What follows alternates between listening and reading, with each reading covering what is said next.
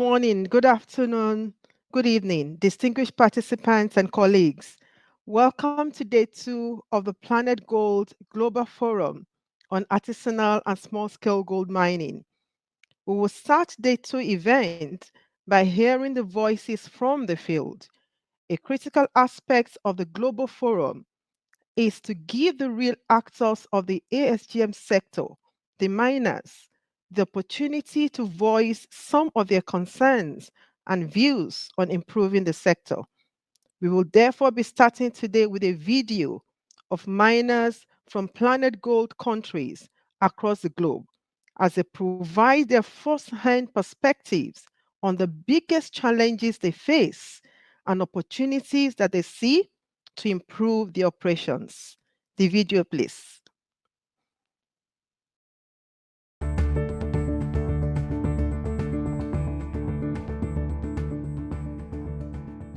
Through strong partnerships with governments, the private sector, and mining communities, miners around the world are gaining access to finance, addressing gender equality, improving their supply chain, and embracing new technologies.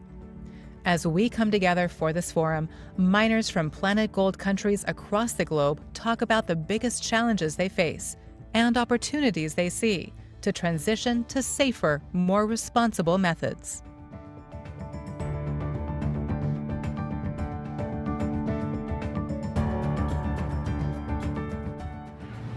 Hace 10 o 15 años atrás se usaba gran cantidad de mercurio. Eso se ha ido mejorando a tal extremo que casi es mínimo el consumo de mercurio en la zona.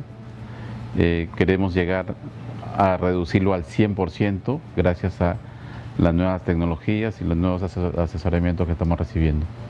Nuestra visión como mineros artesanales es aplicar la tecnología para mitigar el impacto ambiental negativo que venía ocurriendo años atrás. Con el apoyo de planetGOLD y otras instituciones que se suman a este proyecto, queremos mejorar nuestra producción y nuestra calidad de vida y mejorar nuestra economía para toda la zona.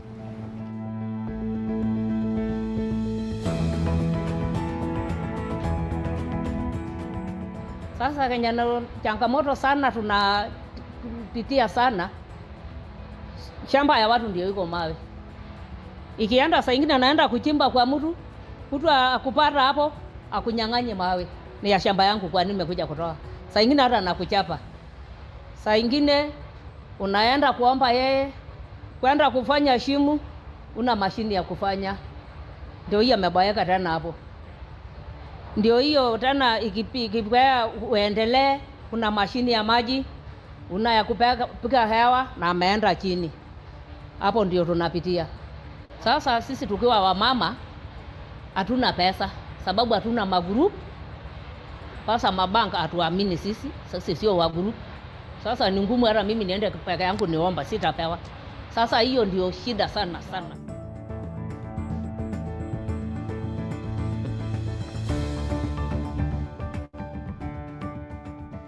Төсөл хэрэгжснээр одоо хэрэгжүүл бид бүхний хүсэн хүлээсэн, үдээ олсон, цаг үе олсон ийм сайхан ажил болно гэдэгт гэж бодож байна. Бидний манай Ховд аймагт бол нэг 3000 орчим бичил урхаачд байдаг. Бидний одоо ашиглаж байгаа техник гэх юм бол зориултын бус гараагаар одоо өөрсдөө хийсэн ийм техник байдаг.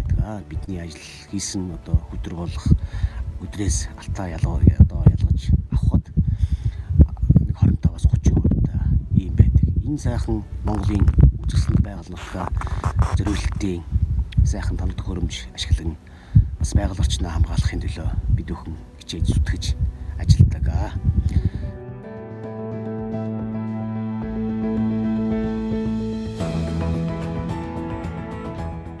Yo me lo imagino en unos años, todo el mundo trabajando su oro verde, su oro limpio. ¿Por qué?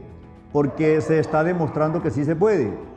Se está demostrando que hay técnicas que lo pueden hacer. Se está demostrando que es más productivo, porque con esta planta o con este método, porque la planta es un ejemplo, pero es un método de trabajo, se está demostrando que se recupera el 100%, 99.5%, mientras que con los métodos anteriores se recuperaba el 60, el 65%. Entonces era un desperdicio de la capa vegetal o de la zona trabajada, porque se trabaja una vez, 2 veces, 3 veces. Ya con este equipo y con esta tecnología, una sola vez se trabaja y se recupera el suelo y vuelve a ser productivo para el campesino.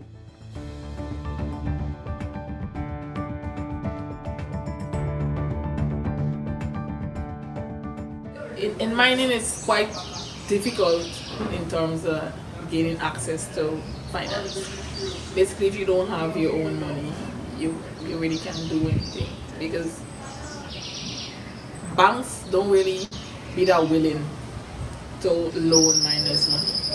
Right? And even if they do, they basically have to have a property. Well, property, basically, they have to have a property to mortgage it to the bank. So, and again, the challenges of mining, if you don't find gold, then you can't pay the bank. And then you could actually lose your home that way. Or some might have a good friend that's doing business, some form of business, and they could always go talk to them in terms of helping them out, loaning them some finance or whatever it be. But then how many miners could say they have a rich business friend that is actually willing to lend them some finance?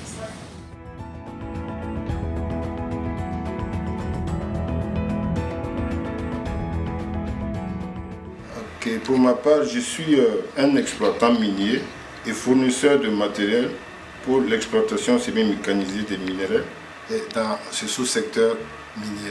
À ce niveau, avec le projet planetGOLD, l'espoir est permis de voir à moyen terme le secteur artisanal dit orpaillage de notre pays sous-tendre vers la semi-mécanisation avec un personnel de plus en plus formé en technologie sans mercure, pour une mine plus sécurisée et plus responsable, pourvoyeuse d'emplois décents pour les acteurs.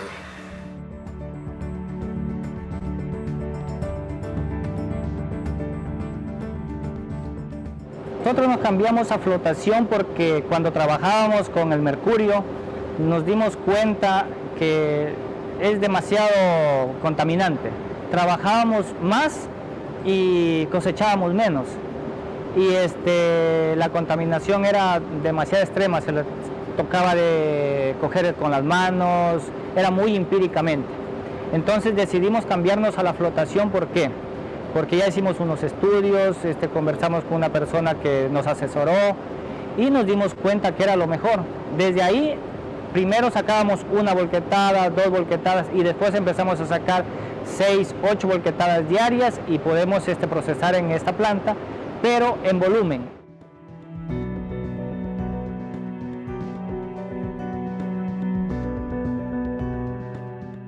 Dengan sistem cara-cara otodidak, cara pengertian di penambang raya, sharing-sharing sama teman-teman seperti itu. Jadi ya alhamdulillah sampai saat ini kan udah menemukan dengan cara-cara yang lebih ramah lingkungan, tidak beresiko bagi penambang sendiri, tidak beresiko bagi lingkungan pun tidak beresiko, dan hasilnya pun lebih memuaskan.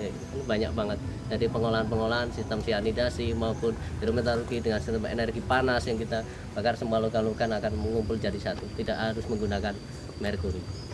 Pesan saya untuk teman-teman, kita pertama harus mengenal material pertama ya. Kita kalau bisa ya jangan kita gunakan merkuri terus merkuri dan merkuri lagi.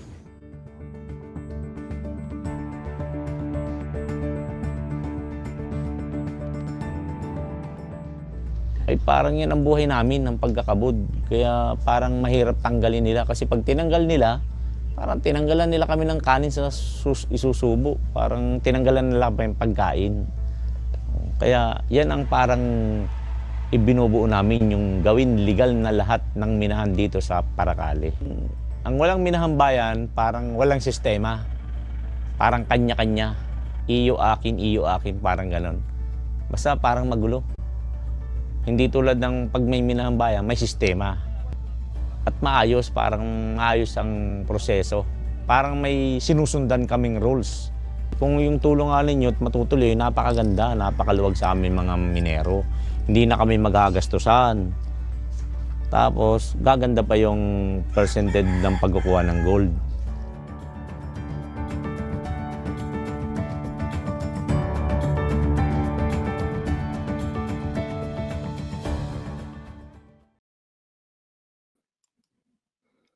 Thank you very much to planetGOLD. It's a big thanks to planetGOLD and the organizers of this global forum for giving us the opportunity to be able to hear the voices and to see the miners across the globe in order to identify with the reality of the sector as we explore practical and sustainable approaches and technologies to overcome the challenges being faced within the ASGM sector. Thank you very much for sharing these voices and through this video with us. Thank you. Now we'll move into our first technical session of the day. The session is on responsible supply chains for ASGM. And in this session, we'll be having a series of presentations on practical experiences with ASGM gold supply chains. The presentations will then be followed by a roundtable discussion with traders and refiners discussing their expectations from responsible ASGM suppliers. Christina Miller will be facilitating the session. Christina is a founder and a consultant at Christina T. Miller Consulting. The organization provides education, guidance, and strategy for small and medium-sized companies in the jewelry industry, and also acts as a bridge connecting civil society organizations and jewelers to implement customized, responsible, and sustainable business practices. In 2018, she was awarded the WJA Carol Grant for her work helping jewelers make a difference. Dear Christina, over to you, please.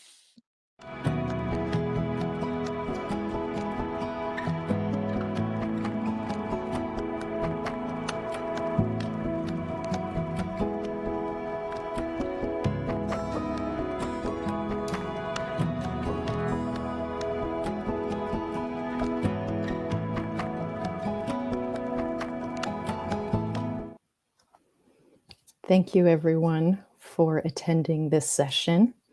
We'll be discussing supply chain case studies and practical considerations that highlight some specific global experiences, creating responsible supply chains from artisanal and small-scale gold mining. Today, we welcome our 4 guests who will share information and learnings from separate country-specific and regional projects covering Colombia, the Democratic Republic of Congo, Côte d'Ivoire, Indonesia, and the region of East Africa. Each presenter offers some practical considerations for establishing responsible ASGM supply chains. After the presentations, there will be a question and answer session.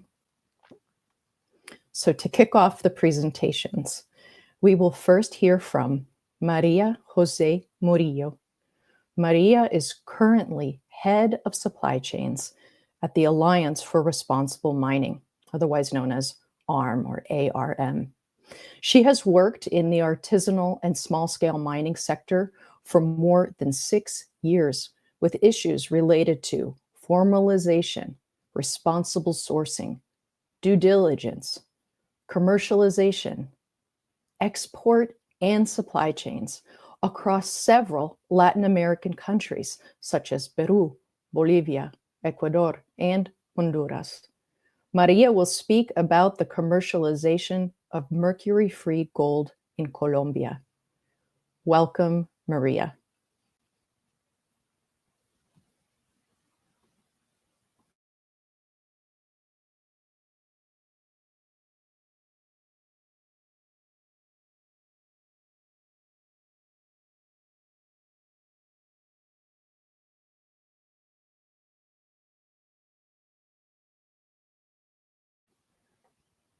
María, ¿puedes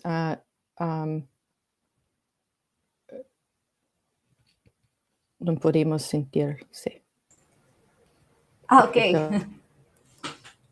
Thank you. Thank you very much for this opportunity, and it's a pleasure for me to be here today. I'm going to change the language, and my presentation is in Spanish. So,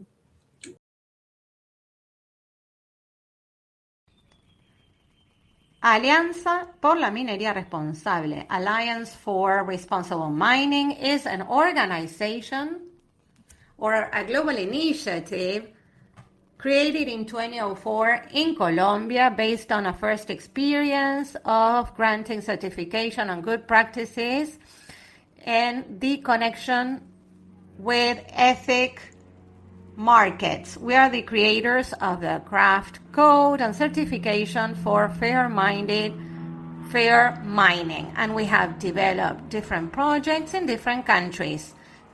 Next slide, please. In the case of planetGOLD, we have contributed to project number 3, that is to say, networking or connecting miners to the market and preparing them to comply with craft criteria and planetGOLD criteria in 3 different departments in our country, Antioquia, Bolívar, and Cauca. Next slide, please.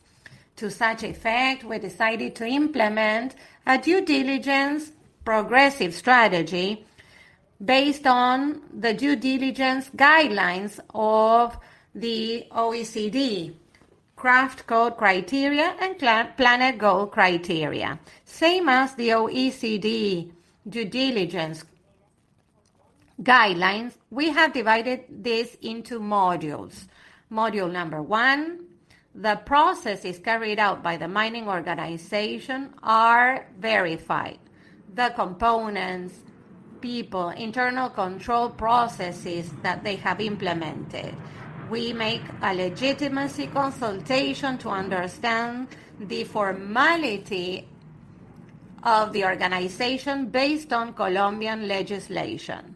In this case, we identify that there's a technical documentation and approved environmental assessment so that they can connect formally to the market. In the case of Colombia, when it comes to legitimacy, we verify the use of Mercury.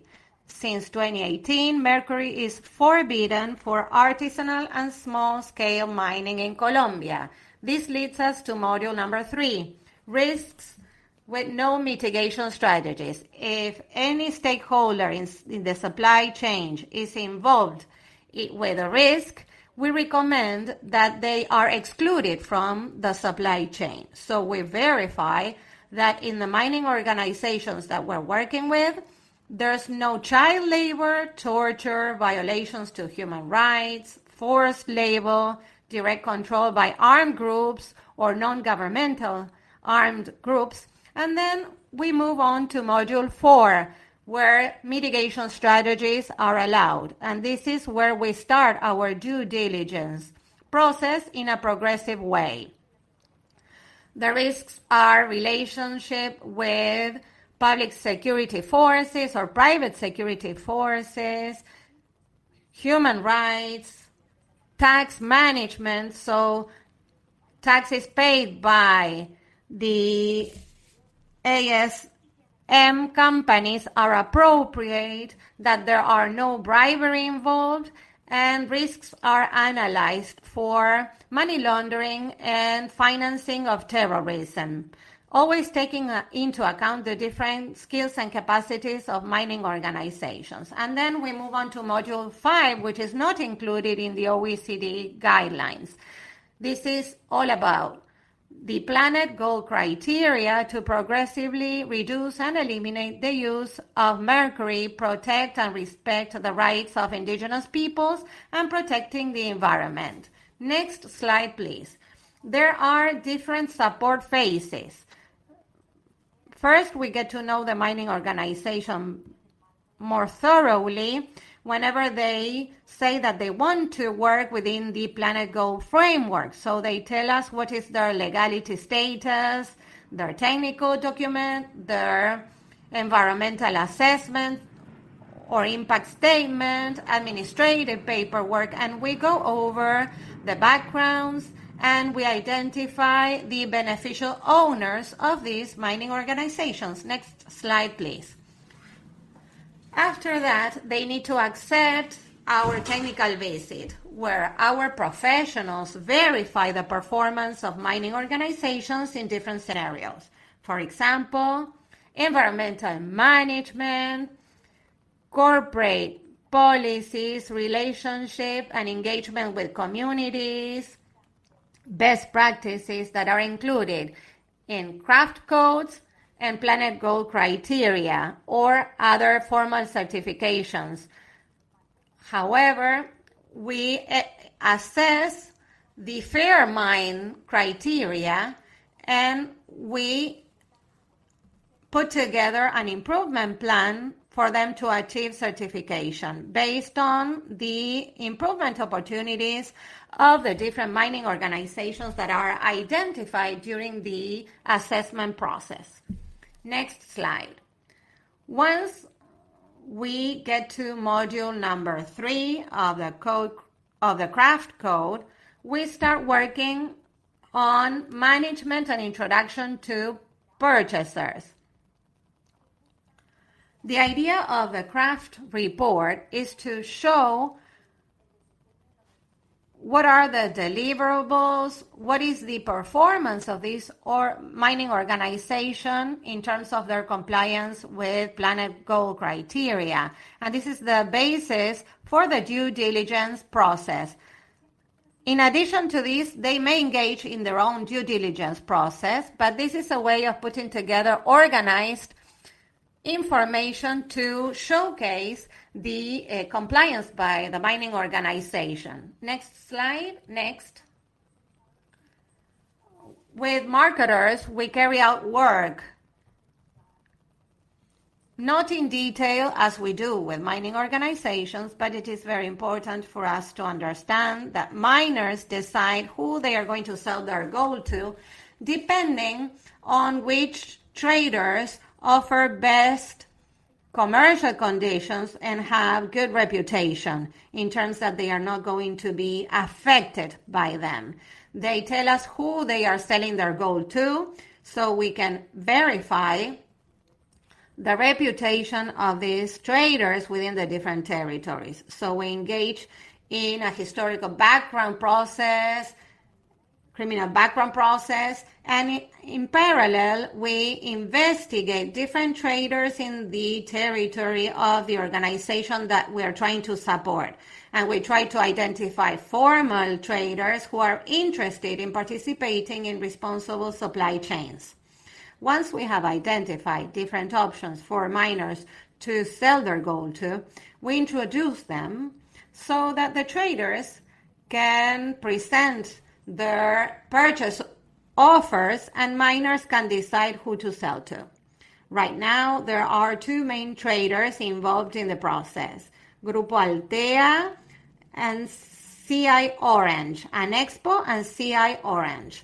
They are in charge of purchasing gold directly from mining organizations so that they can export it to international markets with the refiner Ital Preciosi, our partner refiner. Next slide, please. In the specific case that we wanted to share with you today is La Gabriela Mining, a mining organization that was granted the Fair Mining certification in 2021.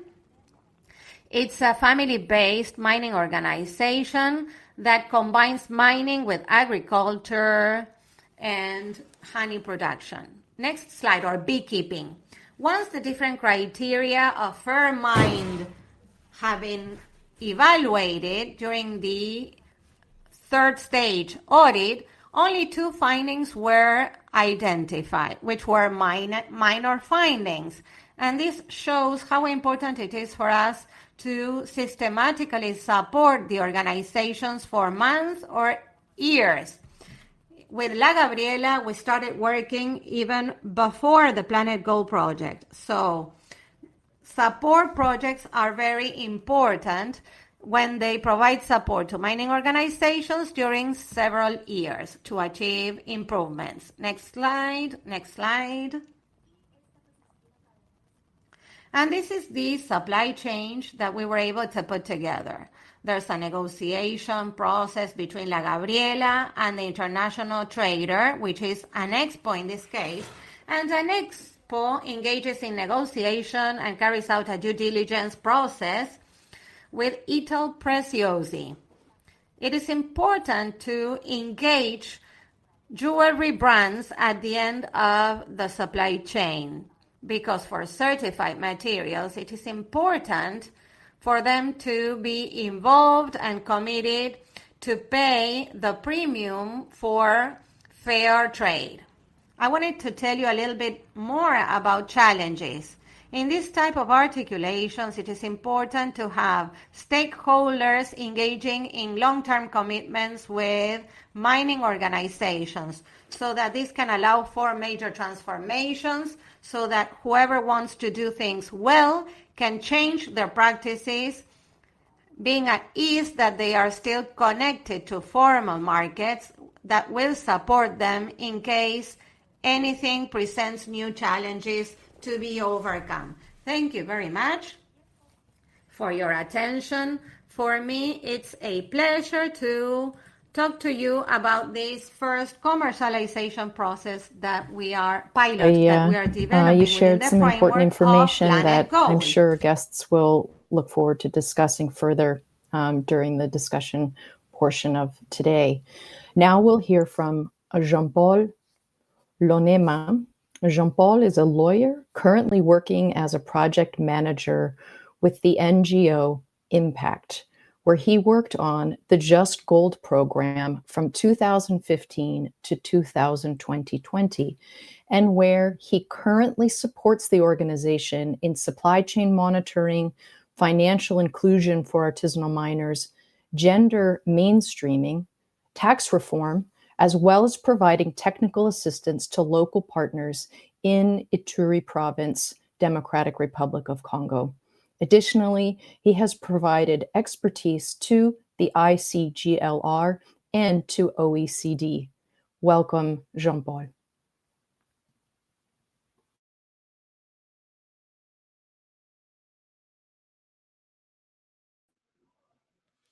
Ok, merci. Je vais présenter. Thank you. I'm going to present the project Just Gold in DRC and Côte d'Ivoire. I'm going to present our experience and how we did it in DRC and Côte d'Ivoire. Next slide, please. Next. Yes, thank you. Next slide again. So the project or just of DRC inspired also the project in Ivory in Côte d'Ivoire, and we had to see if it was possible to work and to classify artisanal gold, and after the determine if a traceability and due diligence system for artisanal gold from DRC was possible, and then we also saw if we what was possible to support local actors so that they can participate in a traceable and transparent chains. So we got finances from GAC of European Union, and it is over 5 years in Côte d'Ivoire. 3 years in Côte d'Ivoire. Next slide. So there are 3 components for the implementation of the Just Gold project in DRC and in Ivory Coast. So we have a traceability system and reasonable diligence. Then we put in place some incitative measures to encourage and promote legal commerce, legal trade, and to transform the life of beneficiaries economically. Next slide, please. Regarding traceability, we have an information list that we want to collect. For example, details and identification of all actors in projects, and also statistics. We needed to know what quantities were produced and the origin of money that was used for purchases, and we wanted also to think about taxes, what was part of mining activities. Next slide, please.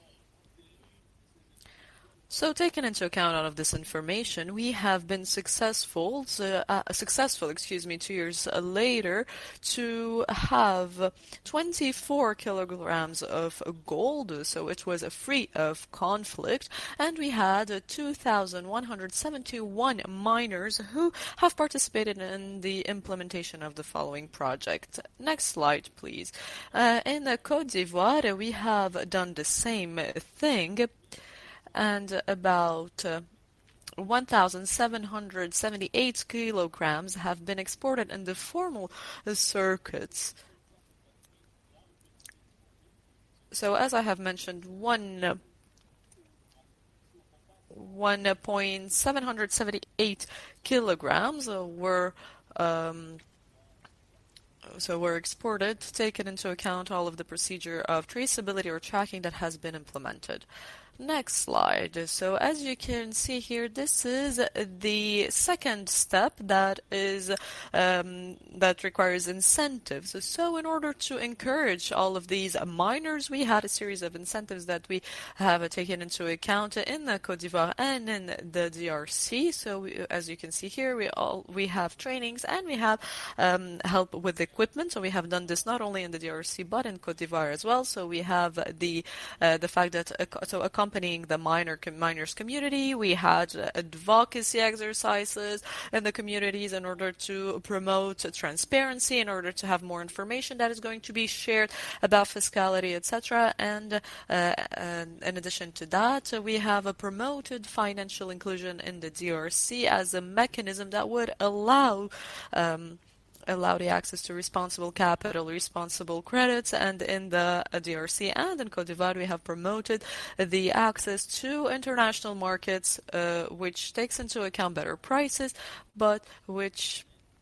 also takes into consideration the data and information available. So in both countries we have also taken into account pricing, so the official pricing, and we have allowed these merchants to buy gold at the price of the stock market. And in addition to that, we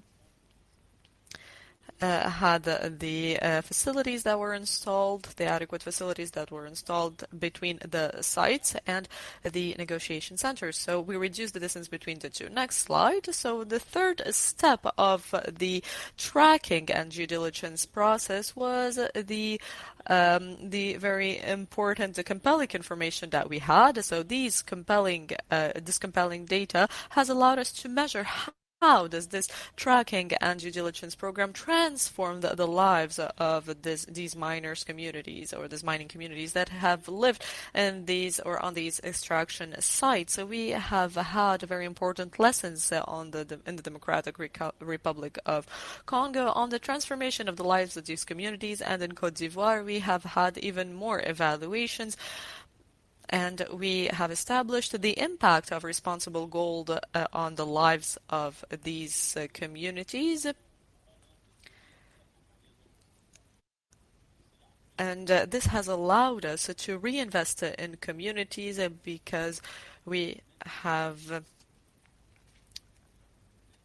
had bonuses that were allowed, that were given, Next slide. We have used the SDGs, so the indicators related to the Sustainable Development Goals, in order to put together an index that would later measure the impact on the lives of communities. So here we had some questions that we have asked and that would impact the project. So the first question, or the first point, was the protection of the environment. And as you know, in the processing of minerals, we have mercury that is involved. So we have used the technologies in order to reduce the usage of mercury during the processing of these minerals. You can see on the left how the site looked at the start of this project and how it has transformed, as you can see here, with the new machinery, and in addition to that, we have used the technologies I have mentioned in order to reduce the mercury in the system of processing in the Democratic Republic of Congo. So next slide, you can see the same thing here in the Côte d'Ivoire, how we were able to evaluate to make sure that there has been an improvement of practices in the process of amalgamation. So we can see that in 2019 we had about 75% of women that have used mercury during the process. But in 2021, we have seen that women do not use mercury anymore. For men, so the data in 2019 have showed that 35% of men are using mercury or were using mercury. So we have spread awareness, talked about the effects of the use of mercury. And as you can see here in 2021, we only have 26% of men that are using mercury. In addition to that, the gender inclusion is a very, very important element that needs to be taken into account. In the sector of ASGM, we have about 30% of women that are present. However, their presence and their role is not as valued as this of men. So thanks to our system, thanks to our follow-ups, we have had studies conducted in order to see how this project has impacted women. And at the end, we have also taken some samples and to see literacy. So we have seen that more men are literate in comparison to women. However, at the end of the project, because of the programs of literacy that have put together, we have allowed a promotion of their literacy, especially the literacy of women. Next slide. So we have also to take into account the formalization question. We cannot have a reasonable tracking and due diligence system without having a very solid formalization of the actors, the mining actors, and the cooperatives. This is why this is something very, very important in the DRC. So next slide, some lessons that we have learned in order to close our presentation. So first of all, after having implemented the OGIST project in the DRC and in Côte d'Ivoire, we know that the ASGM is a very vital sector in the lives of the local communities and requires a very important engagement of all partners, of all stakeholders. In addition to that, we have seen that the tracking or the traceability and the due diligence system is something inclusive, and it has to include all of the responsible actors. And finally, we have to take into account the importance of information or data. So this data really has to show us and shed the light on how this responsible gold really transforms the lives of these communities and give an extra value to these communities. So of course this gold promotes the life of communities, develops the lives of these communities, and improves their livelihoods. Thank you very much. I hope the audience will have some additional questions about what you learned working on Just Gold. Our next presenter is Wiku Badmonobo. He's the managing director of Kalimasada Nasantara Pratama, a national company consulting on industrial supply and gold trading. He has authored many technical reports on the extraction of a variety of different materials, such as nickel, iron, copper, and of course, gold. Wiku has over 30 years of experience in mining and ore processing and is an active member of the Australasia Institute of Mining and Metallurgy. Welcome, Mr. Wiku Badmonobo.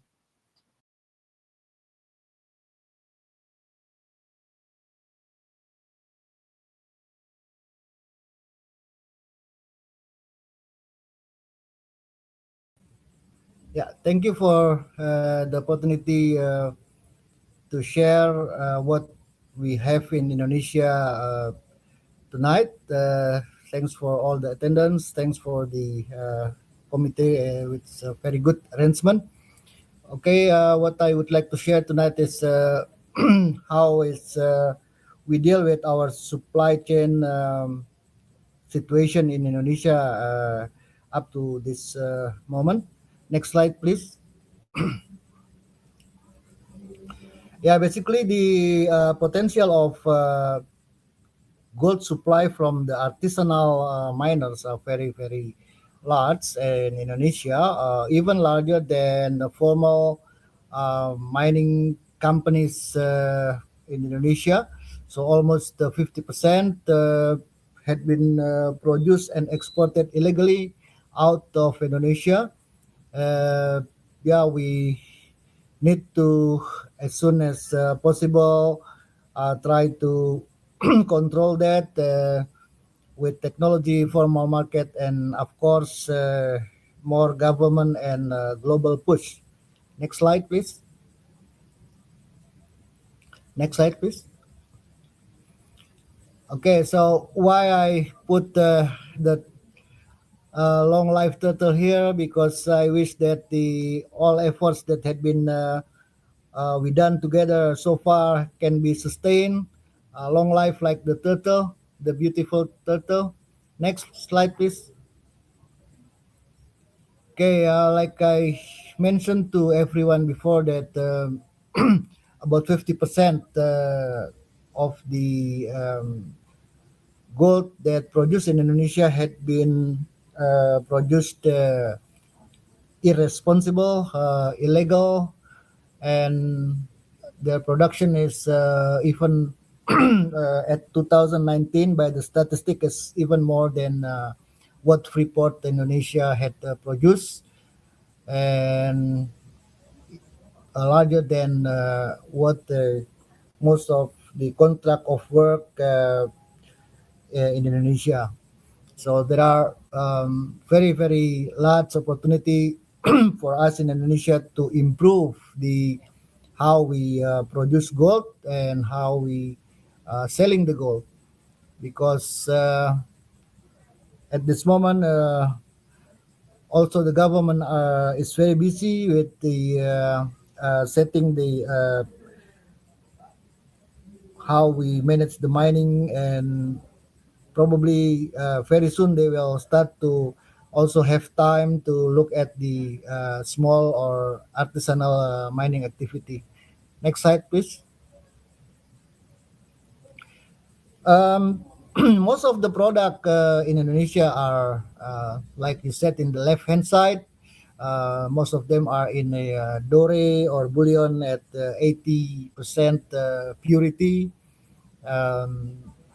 They sell nugget to the first layer collector, and then it's made to be doré, smelled to be doré, and then in the big gold jewelry company, they will a factory, they will refine it and then mint it. But some Indonesian miners and people also start to do minting. As you can see in the right hand side, there are several collection minted gold at 0.5 grams, 1 grams, and even we can see that one of the cryptocurrency player, they produce or they stock about 100 grams minted product. So that all the product of Indonesia. Okay, next slide, please. Okay, so in Indonesia again, we need to have a formal market, and UNDP with the Gold Ismia project, they start to identify and talk to the some parties to help us with to help Indonesia with creating a formal market. Like you can see, there's still a question mark with export, overseas bank, and etc. Next. Yeah, the challenge is mostly in the selling price, because the we don't have a formal market at this moment, and then the profit margin between the trader level 1, trader level 2 to the jewelry shop is quite large. So what potential penetration we can do is to be or to develop more responsible trader level 1 institution or group of people. Next, please. Yeah, like the current formal off taker are only at this moment we only have one which is connected or accredited by LBMA. It's government company, government owned company, and government the company has refinery that accredited by LBMA. Okay, next. The other problem is because the remote location, so all the transaction at the first layer between the miners and the first layer collector is by cash. So this is of course creating problem for like people corporation to got money from the bank because it's not bankable and it's not internationally or globally accepted yet that transaction are being done in cash. Next, please. Okay, since 2013 there are not many time and consideration and pressure being done to develop the amount of legal mining, small legal mining permitted area for the gold mining. So they become illegal because they are mining in the area that is not designated yet as a legal mining area. Next, please. Next. Okay, so yeah, this is what happened in Indonesia, and I believe in many other parts of the world. The steps from nuggets, gold grade, and minted. Okay, next, please. Yeah, this is the how they do in Indonesia, like without it's very rare people who use the modern or sophisticated technology. They just use very simple technology for purification and minting. Next, please. Okay, like I explained before, that the the profit margin between the miner to the final receiver is it's very small. So that's not much margin there for a bigger business entity to penetrate the gold market there. So it's more to the illegal market at this moment. Next, please. What the focus of the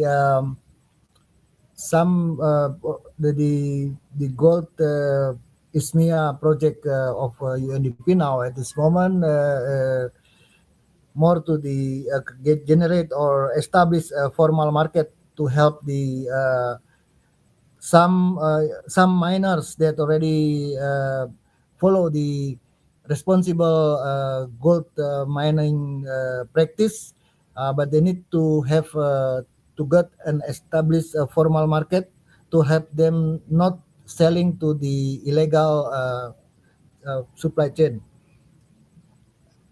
And next. Yeah, that's about all. Sorry for the limited time, so I cannot explain more. Thank you. I give back the time. Wiku, thank you very much for sharing these insights with us. There's so much more to learn about how Indonesia continues to advance its systems.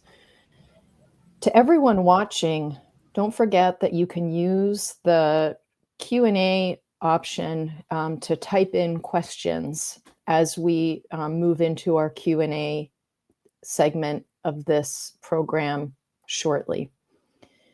At this time, we are moving geographically again, and Candice Jumwa is a mining engineer working directly with the artisanal and small-scale mining community of East Africa.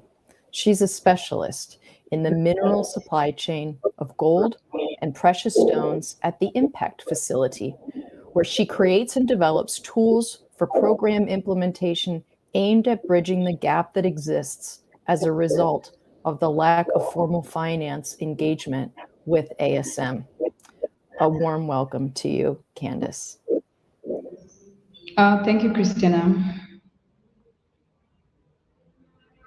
Yes, Christina has introduced me. My name is Candice Jumo. I'm a mining engineer working with the Impact Facility, coming at you from Nairobi, Kenya today. Next slide, please. Yeah. So today I'd like to share some preliminary findings that my colleagues and I have been able to take while undertaking a study on behalf of the NRDC, the facility managing planetGOLD programs worldwide, where we're looking at the barriers that ASM Gold faces while it's in its integration to formal markets, to international formal markets. Yeah, so here we have, over the last few months, we've interviewed a couple of stakeholders across the value chain, including refiners, jewelers, traders and aggregators, all the way from South America, from Asia, from Africa, in the countries listed in this slide here. Next slide, please. So from mine to market, we're trying to understand the nuts and bolts that programs that have managed to get ASM Gold into international markets, what have they been able to do in order to accomplish this? Here our study has specifically focused on gold offtake management. Here looking at the purchase, payment and financing behind offtaking Artisanal gold. We've also looked at the processes behind smelting and processing. We've also looked at the logistics it takes to get to the gold to the point of export, and finally the refining itself. Here, as you can see from this, from the graphic here that my colleagues were able to create while doing a report for the RMI, you can see clearly that there is no one clear value chain of getting Artisanal gold to market. Depending on the context on the ground and the local conditions on the ground, the programs that have been able to successfully integrate ASM gold into international markets have adapted to the conditions on the ground. Next slide, please. Yeah. So first, I would like to highlight some of the practical barriers that the stakeholders and the initiatives we've been able to interview have faced while trying to get ASM gold to international markets, or formal markets rather. Starting with security and aggregation, due to the production challenges that Artisanal gold miners face as a result of using semi-mechanized tools, AMPs prefer to sell smaller volumes of gold for offtake at any given point and prefer to do this via cash. Also looking at no logistic companies exist on the ground willing to take up secure transport options for ASM gold to get it from the point of off-taking all the way to the point of export. So initiatives on the ground have to be able to have ready cash in hand to be able to off-take some of these costs. Looking at local transport and aggregation, AMPs when transporting, with AMPs in this case being Artisanal mineral producers, when transporting gold from the point of the mine to the point of aggregation or to the point of export, depending on the context on the ground, oftentimes or sometimes are targeted at points of target. And so initiatives on the ground need to look at ways of making sure that the AMPs are secure in the transport. Yeah. And it's also quite difficult to be able to aggregate ASM gold. This is simply because I have stated the volumes that are being produced by the miners are quite limited. And so initiatives need to be able to wait for a longer period of time to be able to aggregate, or alternatively engage quite a number of mineral producers in able to reach the aggregation targets. Also, local secure transport companies often have policies of not engaging in artisanal gold. This is as a result of the ESG risks that exist in the sector, which can span from ASM association with money laundering or child labor or corruption. And so it's quite difficult to get to securely transport ASM gold from mine to the point of aggregation. Next slide, please. Now, looking at payments, as I have stated before, miners, due to the context of the ground, in this case being the oftentimes living from hand to mouth, relying on the immediacy of the on-the-spot payments, prefer cash payments generally. This can be a due diligence risk for some of the downstream actors because it's quite hard to make secure traceability to ensure full traceability of the supply chain of this gold. But this is the context on the ground. Miners would prefer to get paid in cash. There's also the fact that miners oftentimes have a wide range of actors that are looking to buy their gold. This ranges from local traders on the ground who can both be formal or informal, that are sometimes willing to pay the market price or even above the market price of gold, depending on the day rate. This is because the more remote the gold transactions are, traders make up more profit margins because they're willing to take on the aggregation, and transport to the sites. But then when you go to the point of bigger trading hubs in the world, then miners can get prices even higher than the LBMA price. This is because, as I've stated before, gold is oftentimes used for money laundering and also used for tax evasion purposes. Also, looking at international export and international prices, third-party logistics, as I said before, are often unwilling to engage with ASM miners. This is because of the due diligence risk, of course, that I have stated before, and also because of the small profit margins that they are able to get from ASM mines. As I've stated before, the gold volumes from artisanal miners are often really small, and so it's quite hard to make a return on investment when you're transporting very little products very little commodity at any given point. Also, talking about legislation, in some countries all over the world, ranging from country to country all over the world, the licenses and tax regulations needed to export the gold out of the country sometimes vary. And so what this means is that in some countries it is cheaper and faster to get your gold to the point of outside of the country, while in some countries it's quite difficult to do so. And so, yeah. So next slide, please.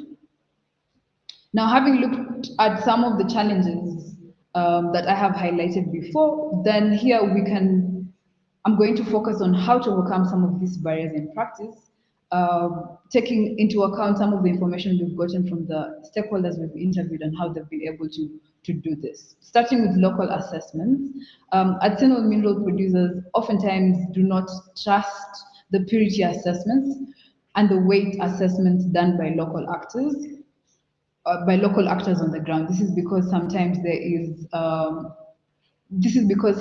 local actors or informal actors intentionally miscalibrate the machinery for taking some of these assessments, and so miners have a problem with it, trusting. So actors all over the ground, actors all over the world need to concentrate on improving the confidence of miners in engaging with them. So what they can do is make sure they use more modern techniques of doing so. This can range from XRF technologies on the ground when off-taking the gold, or which can also be further supplemented by the government tests that are done at the point of export, which can also further be supplemented by the more detailed assays at the refiner level. When talking about payments on the ground, it is important that initiatives on the ground have ready cash in hand, ready cash in hand to make sure they're able to make payments. In the case where they are dealing with more sophisticated cooperatives that are willing to engage in pre-financing offtakes, where transfers can be, in this case, be implemented, making sure to pay the miners before taking the gold, enabling the AMPs, the single mineral producers, to aggregate their gold while getting enough cash to have ready capital for working around their processes and paying the people that work at the mines. When it comes to local transport and aggregation, we have not yet so far encountered any initiatives that provide fast mile transport. So meaning oftentimes miners have the burden, are burdened with the task of getting the gold to the point of export or to the aggregation point. So what initiatives on the ground can do is make sure they provide transport options for these miners, and these don't have to be private transport options because those are cost prohibitive. This can also just be local public transport options or private vehicles or motorbikes, just making sure to blend in and removing the risk of being targeted from the miners. We've also seen that engaging with logistics companies is not yet feasible for companies. It's not yet feasible for taking ASM gold because of the volume that are included. And so only initiatives that are producing over 10 kg of gold, these initiatives are the ones that can be able to afford hiring third-party logistics companies and whatnot. Candace? Also, when it comes, yeah? Yes, my apologies. I have to step in because we're in that time.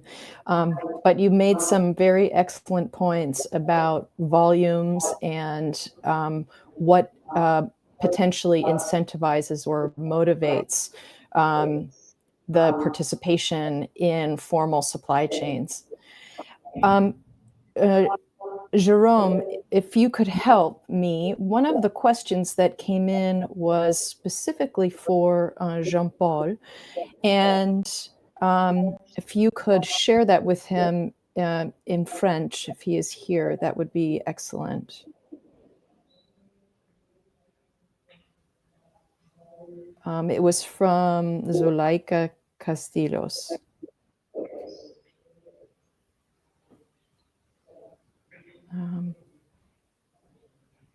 Okay, I can try. Here's the question. Jerome.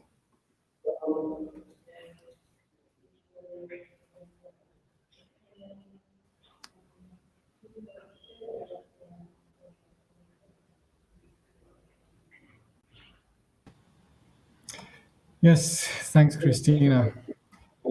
So the question is addressed to Jean-Paul, and it's about the role of women, and especially, I will ask it in French directly to Jean-Paul. So the results of your work have shown that women are more available in order to modify their processes to help and to protect health and the environment without using mercury especially. So the question is the following. So there is a comment on this particular point. So she wants to know if women need to change, if they change their practices, are they given credits as a reward? So thank you very much for this question. We have seen that women are more flexible and are more aware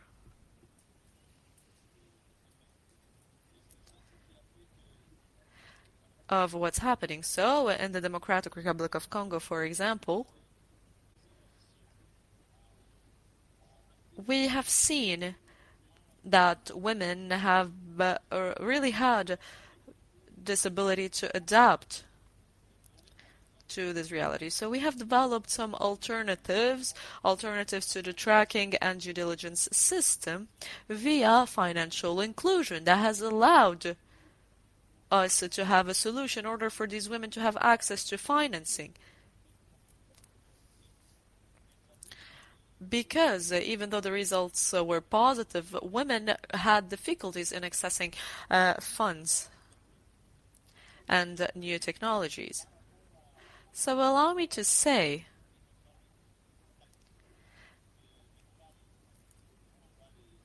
women in the mining sector really need our support via adequate projects.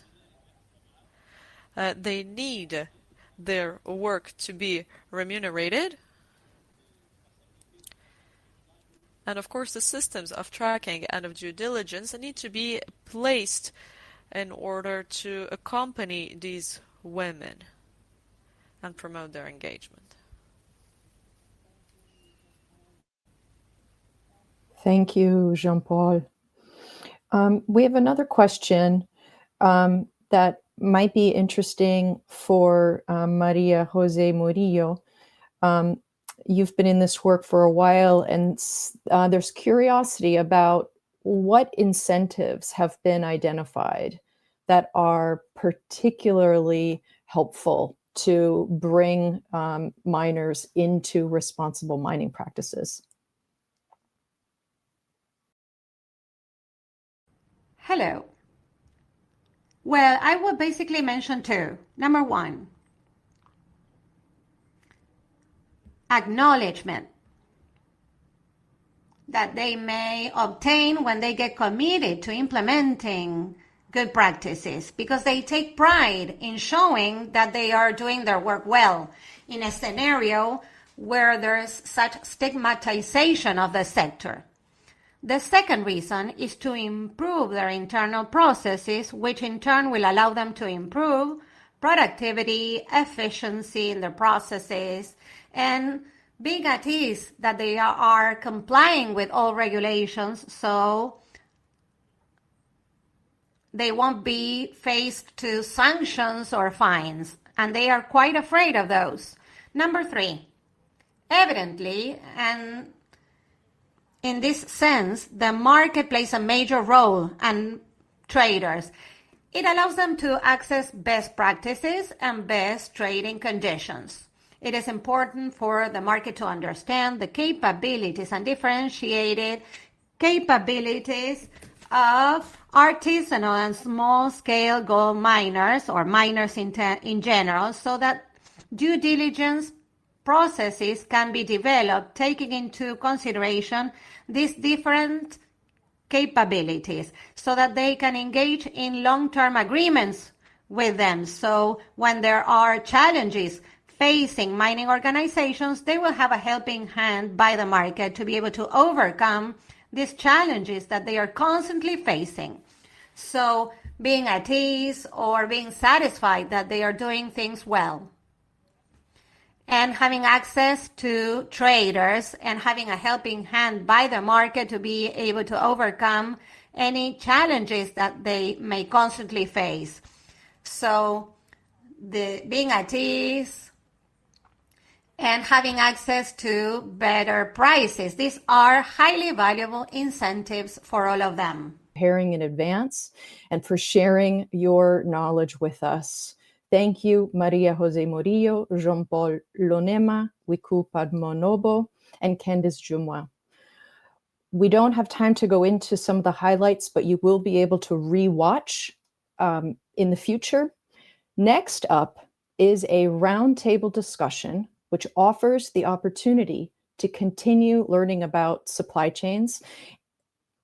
More specifically, this is a roundtable discussion among exporters and refiners about what they are expecting from responsible suppliers in today's gold market. I would say the perfect segue. Thank you very much.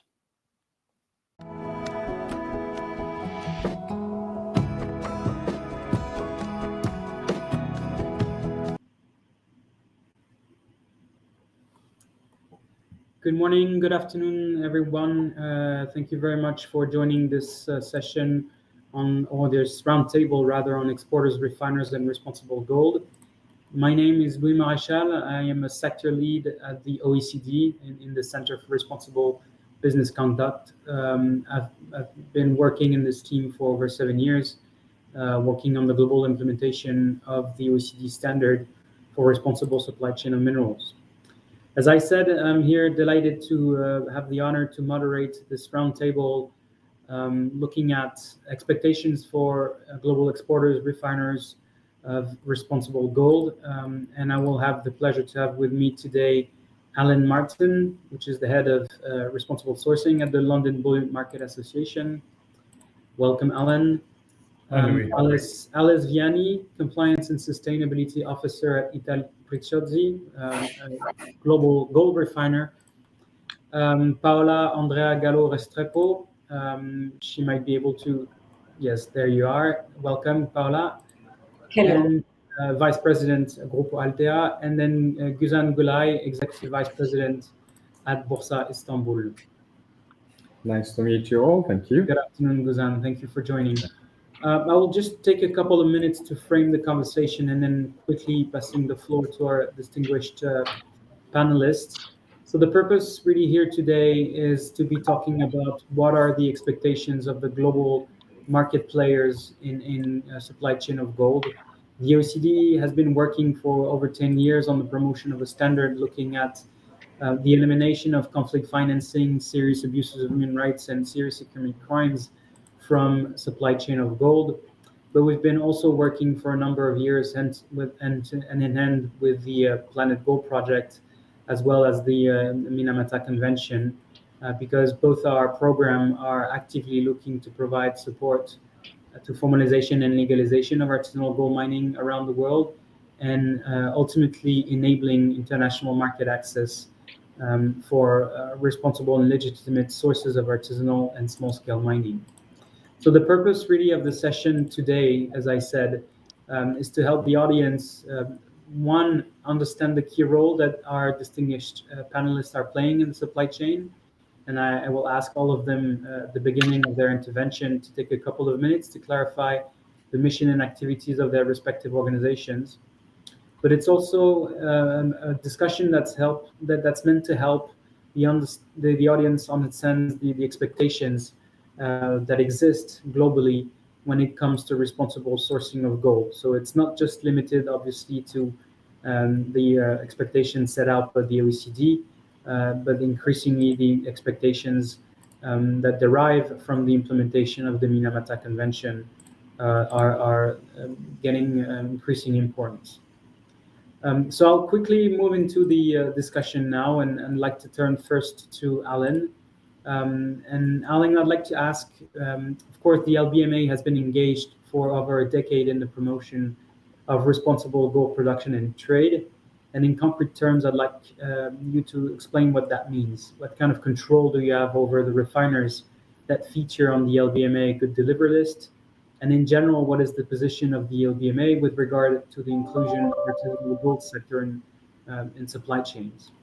The LBMA has recently dedicated additional efforts to support the elimination of mercury in ASGM, and I'd like to ask if you could clarify what these efforts look like. The floor is yours, Alan. Sure, thank you, Louis. I'll start by just giving a quick outline of what LBMA does. We're generally the Independent Precious Metals Authority. We advance standards for the common good of the gold industry, and our members comprise the biggest refiners and vaulting and trading banks in the world. So that's a very broad overview of who we are. And we particularly focus on three different kinds of standards. So one is the Good Delivery standard, which guarantees mostly the sort of universal metal quality in gold bars, so that essentially the size, weight, the shape, everything is universal across our refiners. The second one is the Global Precious Metals Code, which is a standard that governs the way in which gold is traded. And then the third one is the responsible sourcing, which is the area that I focus on, which is about enforcing the ethical trade of gold, aligned to the OECD due diligence guidance. And as you know, Louis, we've been very involved in the creation and the implementation of the OECD standard since the very beginning, going back about 10 years, when it will actually be even beyond the last 10 years. So just very briefly on the ASM front, one area that we've made a bit of a priority this year is to really, I mean, obviously, LBMA has always been very supportive of the ASM sector, but it's not really one that plays a very big part in the work that our refiners do. We know that this sector is about 15 to 20% of the world's production, but in terms of our throughput, we're looking at less than 1% of the throughput that goes through our refiners. So it's a very small, negligible amount. And we're really focusing this year on seeing how our refiners can increase that direct sourcing relationship with artisanal traders and miners.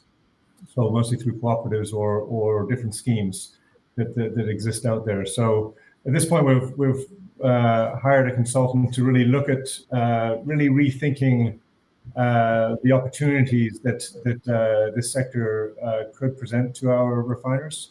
And over the course of this year, we'll be sharing those findings and results with the public. In terms of the use of mercury, I mean, mercury is one of the main reasons why our refiners really have a policy of aversion as opposed to risk mitigation with the ASM sector. It obviously has associations with environmental damage. It's one that consumers don't really want to be associated with sometimes.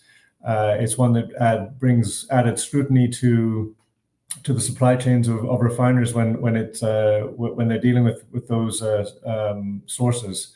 So we have a lot of the ethical trade that our refiners operate to is called the Responsible Gold Guidance, which is aligned to the OECD due diligence guidance. And in the course of complying with the RGG, our refiners have to discuss or whether they have it, if mercury is in any of the supply chains, what mitigation strategies they've done. And so really a lot of that has just led to an avoidance of ASM because of the threats, the environmental threats that it poses.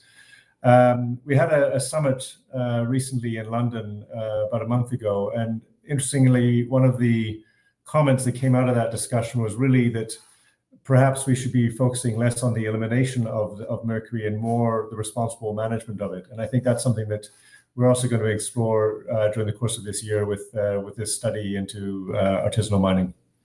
I'll leave it there unless you have other questions you want to explore, Louis. Thank you, Alan. I have some questions, but I'll keep them for slightly later. Sure. I'd like to move on to Alice for the moment. Alice, your company you're representing is actually a refiner listed on the London Good Deliver list. And we've just heard from Alan about the expectations set out by the LBMA.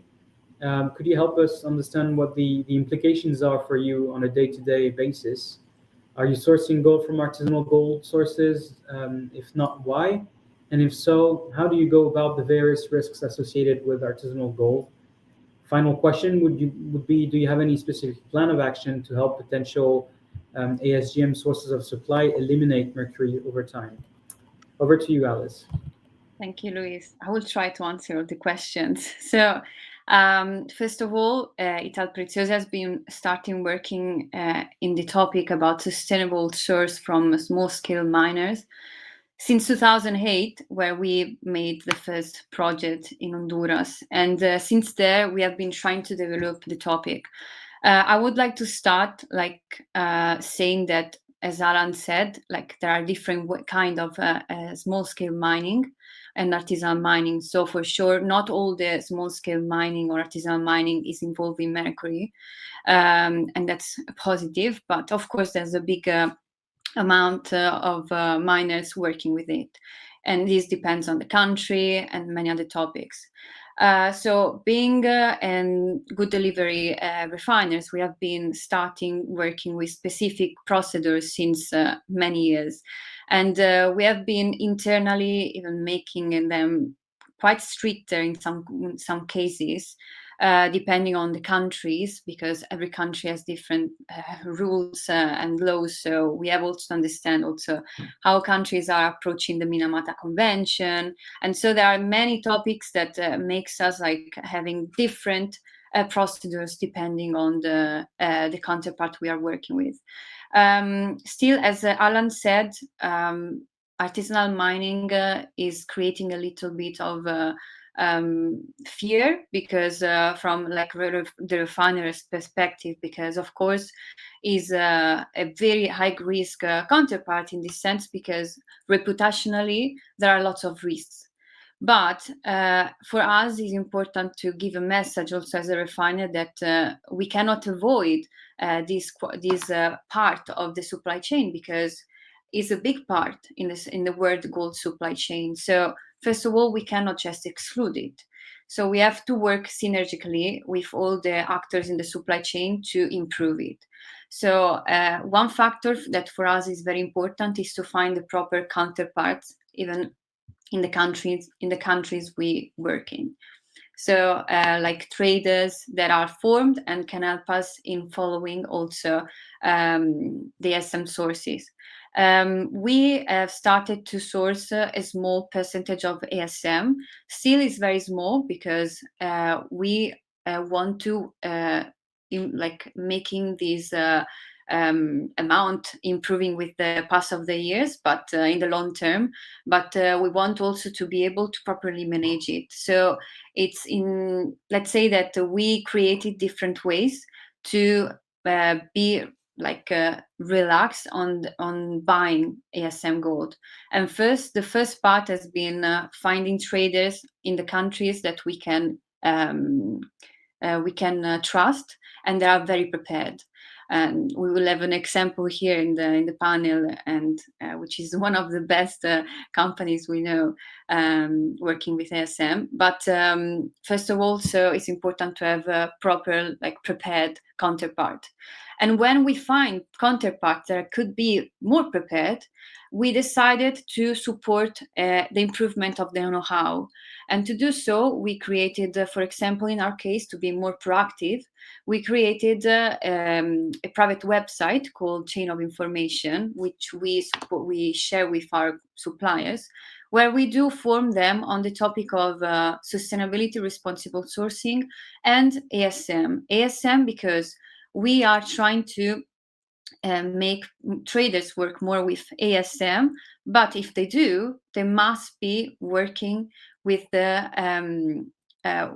proper KYC, because of course working with ASM implies an enhanced due diligence to make sure that all the standards are respected, and if there are parts that can be mitigated, we can manage this risk and mitigate them. So in this sense, on a day-to-day work, when we have to work with a counterpart or a supply chain with ASM, it takes a lot of work, because of course we need to do more checks, control, monitoring, and also we do a lot of video call and meetings with our counterparts to constantly make sure that the situation, of course, is aligned with our standards. And this is a part, as I said, not all the ASM is using Mercury. And in case of the use of Mercury, the best way in our case has been to be involved in partnership and projects like planetGOLD, which can be a very resourceful project, because many actors in the supply chain with great experience in different parts of the supply chain can go together and support the formation of ASM and the trading of the same gold at a fair price in the international market. So being here today is very important for us, because we want people to understand how planetGOLD in this sense is crucial, because you form ASM and you put them in contact with an international market. And we still have to do a lot of work to create a sensibilization to the final consumer, which is still a big topic. But I think that partnership like this are the first step towards a bigger improvement in the supply chain in this sense. I don't know whether I'm talking too much, so I can continue later. No, thanks a lot, Alice. That's already very helpful. Perhaps just a very quick follow-up question. Would you be able to share what sort of percentage of ASM your refinery is processing on an annual basis? It's very small, honestly. I don't have this percentage right now, but I can tell you it's like a small percentage. Okay. Thank you. And there's a related question for you, actually, Alan. What on the LBMA role? Do you know what percentage of the global gold refining industry does the LBMA represent globally? Yeah, Louis, it's of mined material. It's approximately 90%. Okay, thank you very much. Great. We'll keep on moving along the supply chain, and I'm turning to you now, Guzan, Executive Director at Borsa Istanbul. Of course, Borsa is a major market regulator, and people are not necessarily aware, but Turkey is a major gold-consuming country. That's often not really known. How do you see your role in promoting global expectations on responsible sourcing? And I know that Turkey and Borsa have been taking steps to foster transparency and accountability in supply chains of gold recently. Could you elaborate on those a bit? And one final question would be specifically on Mercury. Do you have any sort of specific plan to support the progressive elimination of mercury in the production of gold globally? Guzan, the floor is yours. Thank you, Luis. And first of all, thanks for this opportunity. And I would just like to greet everybody in the audiences and in the conference. Well, first of all, let me just tell you a few words about the positioning of the Borsa Istanbul in the organization of the gold sector. First of all, let me start with the governance of the precious metals in Turkey. The precious metals in Turkey is governed as two body organisms. Well, at the top of this organization is the Ministry of Treasury and Finance. So the legal authority responsible from making the supervision and the regulations of the precious metals is under the control of the Ministry of Treasury and Finance. However, under the Ministry of Treasury, Borsa Istanbul acts as the agent and responsible body for import, market development, and operations. The Borsa Istanbul also is responsible from the post-import transactions of the import and also the responsible sourcing. Since 1995, Borsa Istanbul, formerly named as Istanbul Gold Exchange, and in 2013 we have been joined with the Istanbul Stock Exchange and formed the Borsa Istanbul Group. And so the Borsa Istanbul is one of the enumerated spot precious metals trading platform. And as you know, we have been having all type of stakeholders in the gold sector, such as the banks, refineries, precious metal brokerage houses, the currency offices, definitely, and the precious metal producing and marketing companies, and even the jewelry producers in the precious stones market.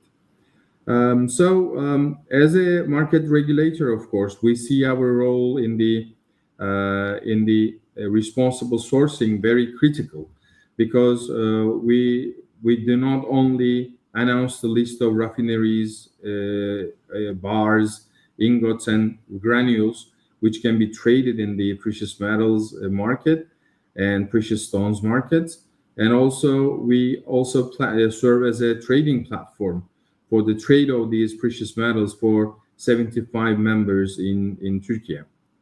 These members include the banks, the refineries, precious metal brokerage houses, the currency offices, precious metals producing and marketing companies, as I said before. So we have a strong influence on the stakeholders in the industry. And these members, these stakeholders, domain the country boundaries, affecting the international community also. So we have to be very careful, and we have to just have good guidance in all senses for our members and our stakeholders. To sum up the actions about the responsible sourcing, as you emphasized, we have just done a lot of work in 2021, and our responsible sourcing history goes back to 2015. This just started with the compliance with the OECD. And as you know, we had just had some workshops and some changes in our jurisdiction, and also we have just signed a protocol with OECD and made a translation of the due diligence guidance for responsible supply chains of minerals from the conflicted, affected, and high-risk areas in Turkish, and we had just put it into our legislation together with our website.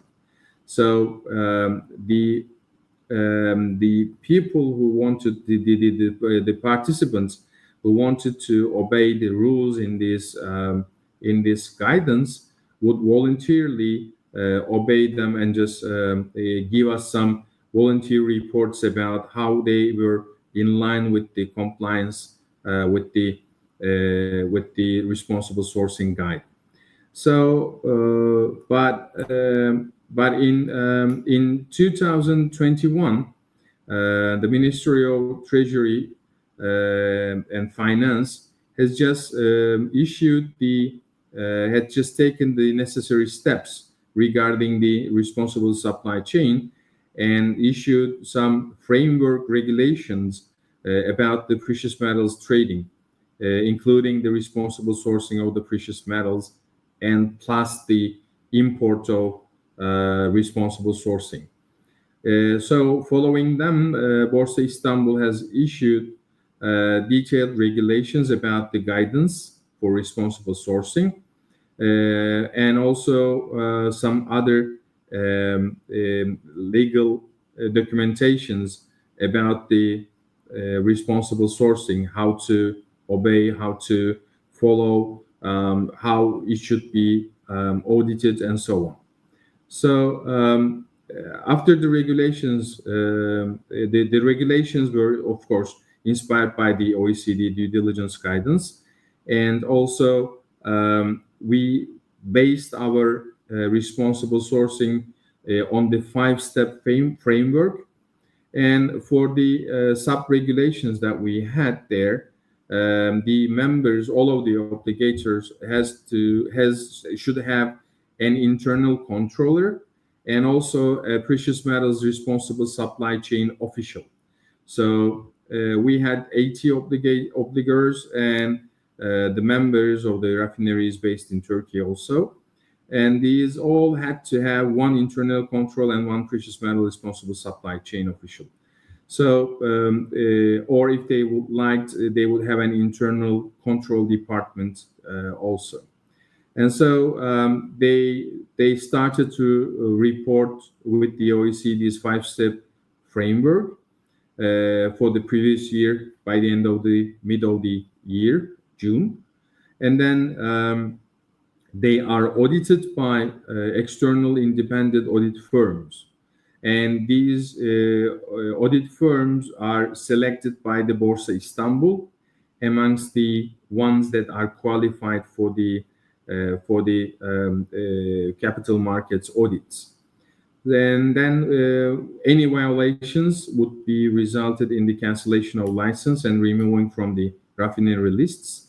And in the beginning of the regulations starting point, we unfortunately canceled the licenses of 2 intermediaries, and so we just showed the market that how serious we are about the obligations of all of these rules. And also, Borsa Istanbul provides trainings about the responsible supply chain. And so far, we had like more than 400 participants from 78 obligors and also 25 independent auditors online starting from the last year. And we still continue whenever there is an application for us for the understanding of the legislation and how to apply it to the work itself, including import, production, and also trading. So we also made another responsible firm regulation about the import of the gold or precious metal into Turkey. What we are doing now, we have an electronic system which we call single window system, and this operates with the Ministry of Commerce. And so through this system, we are integrated to the customs and an electronic chain of import. So whenever there would be an import, it just starts in our system through the single window system. We just give an authorization to the company that is going to make an import, and then with our approval, they would just start the import, and then we would just follow them with all the documentations and all the inquiries and the auditing through that electronic system. And whenever some authority wants to just check if it is something wrong or if it is something that is in line with the rules, then they would just check it there. So not to take a lot of time, we also have the gold production, elimination of the mercury in the gold production. And what we have there, unfortunately, Borsa Istanbul is not the regulatory body who is checking for the production of the mercury or the production of the gold in mines especially. But what we are doing, interestingly, the environment and the urbanization and the climate change ministry is in charge with the mines production, with the clean production, let's say, and they should just they are the authority to just put the authorization on the climate change law and all the others. But interestingly, let me just give you an example what we can do or what we are trying to do in the production about the mercury. Last week we just had been in touch with a refinery, with a mining company who has just stopped their production just because of the lack of the retort unit, which might just eliminate the mercury from the gold in the mine. So they ask us if it is possible to make a different kinds of a lineup of the production, like going to refinery directly and just burning up the carbon or within the rules and regulations of the clean production. So now we are just in line with these counterparties, and we are trying to find a good solution not to produce any mercury, to be able to eliminate it with a healthy and the right ways, and also just giving some extra permissions for them to transport their carbon and the the finalization of the production in the right ways. So in short, this is what we are trying to do in the reduction of the in the mercury in the production.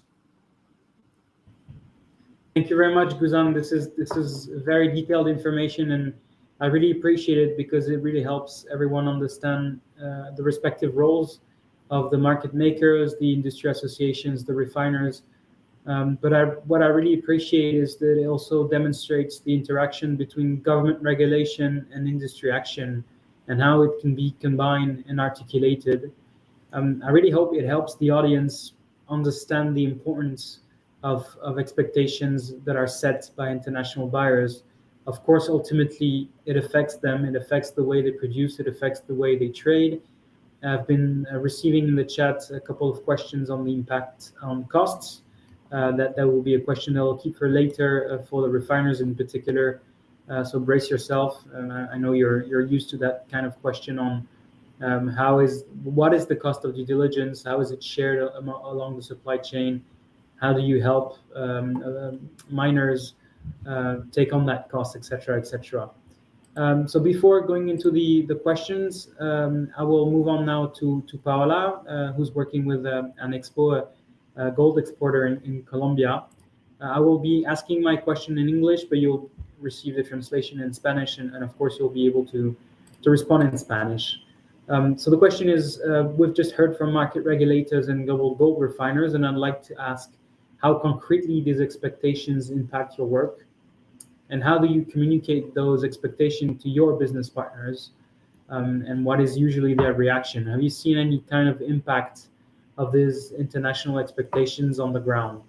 And a final question, I think, related to what I just said is what is the kind of support you need in particular from companies further downstream in the supply chain to make those expectations real and help you in your daily business activities? Paola, the floor is yours.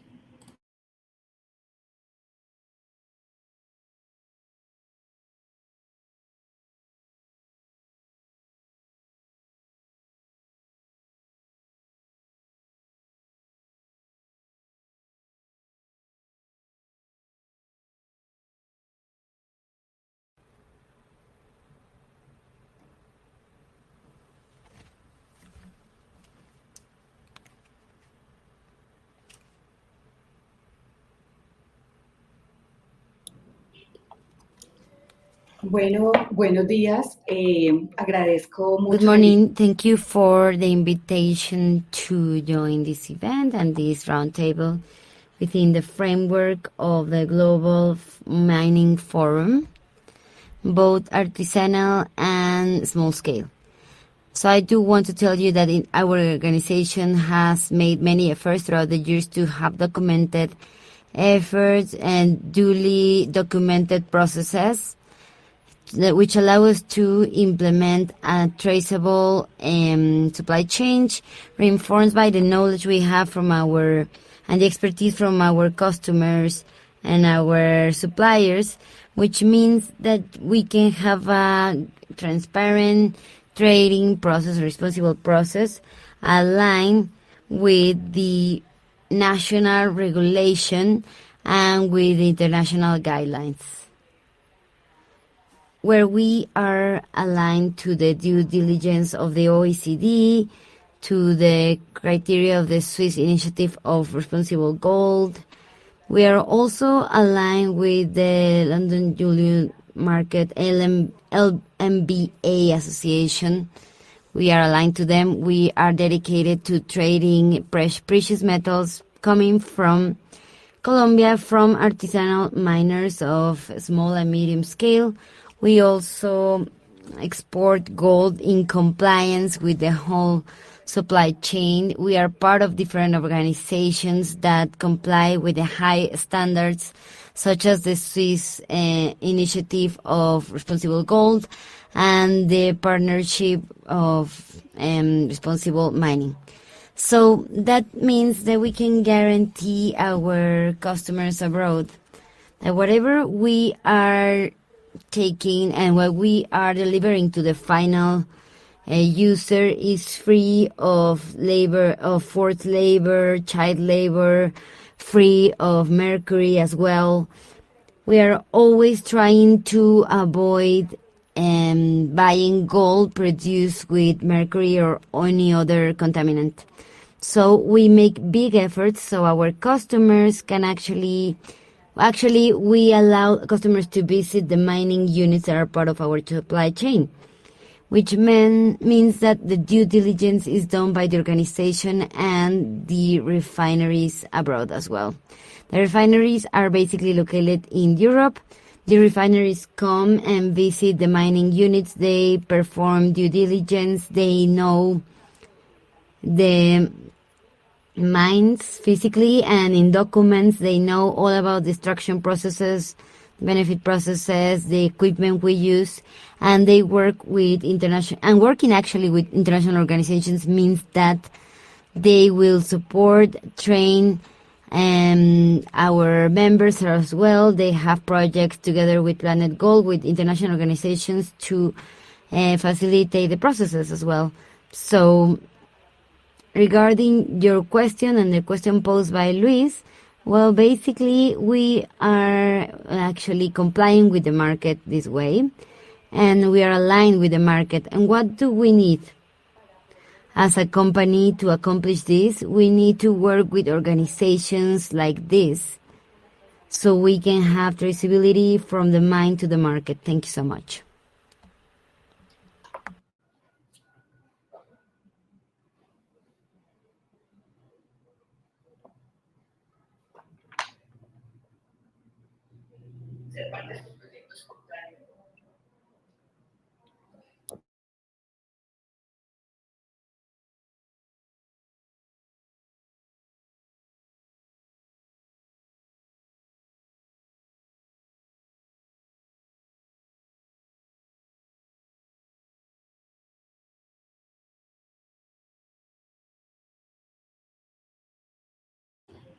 Thank you very much, Paola, for the detailed response.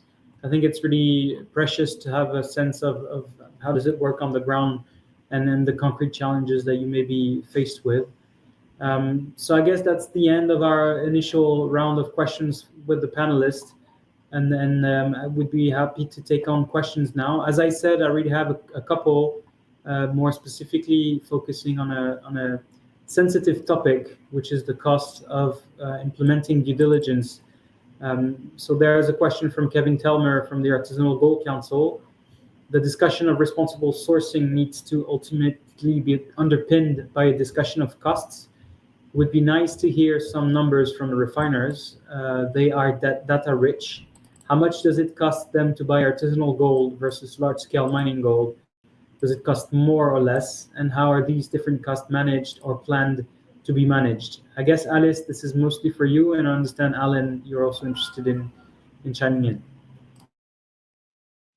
Thank you. So for sure, one of the most important action of refiners to buy gold from small-scale mining is also the fact that it has more cost in terms of also logistics, and in terms of production, because usually the amount you buy from small-scale mining or ASM is very small productions.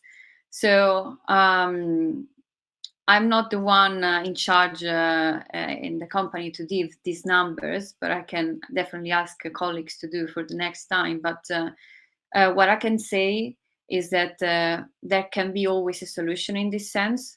If you can find a trade, like a counterparty trader on the country of interest, from which you can buy different sources, and you can even ease the problem of logistic cost. And in terms of production, for example, it also depends on the products, because when we talk about ESM, we can talk about even certified material. And the problem, let's say, the issue comes when there is a certified material that must be segregated. And so the small amount that you buy needs to be segregated all over the process, so also in the production. In this sense, in our case, for example, I don't know the other refiners, but in our case, a few years ago, we created also many years ago, we created a small refining part in the refining production, which worked just 5 kilo, for example, and that was just for certified material. And when it's not certified, of course, in the sense of per mine, for example, or chain of custody, it is possible, of course, to avoid the additional costs because it's incorporated in the production. But of course, there's a different cost that you said that is related to the amount of material that is bought.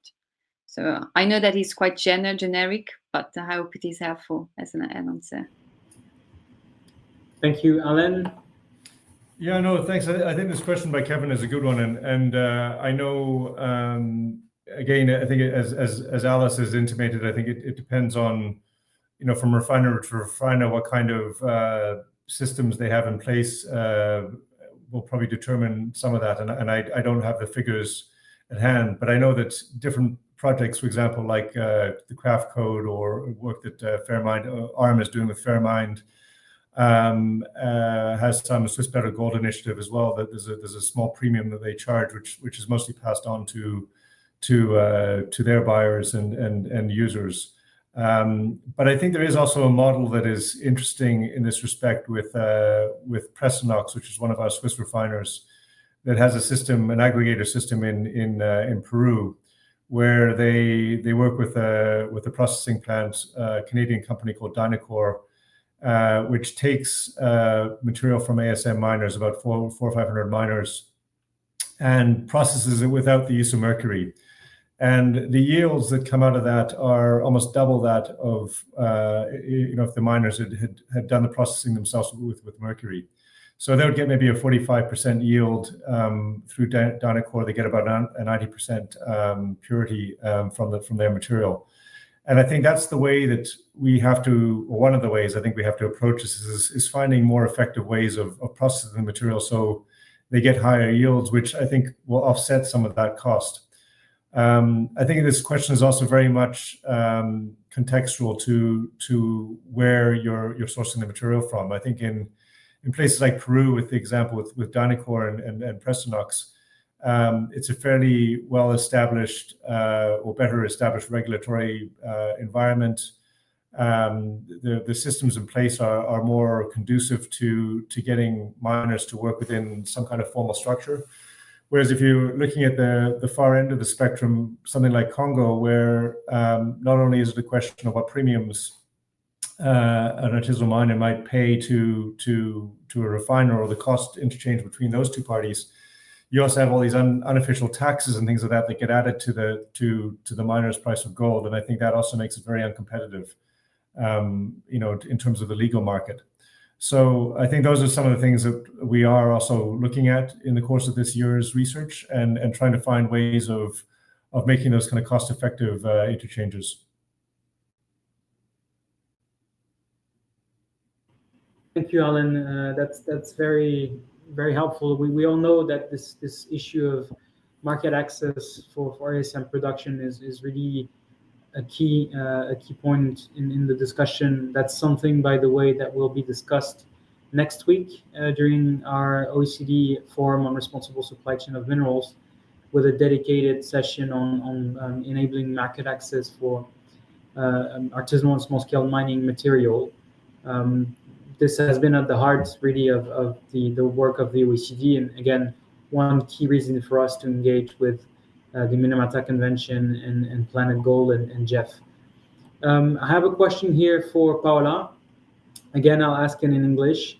Paola, for gold to be clean gold, suppliers must be mine title holders. I guess the question is, to what extent are you able to engage with real informal miners that don't really have a title?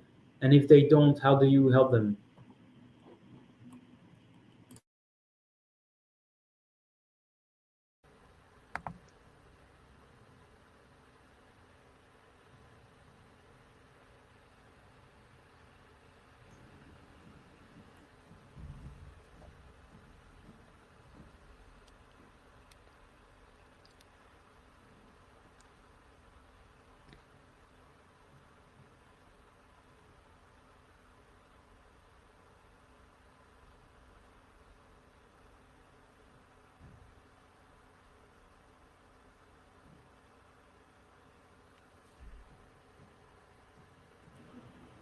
Paula, please unmute.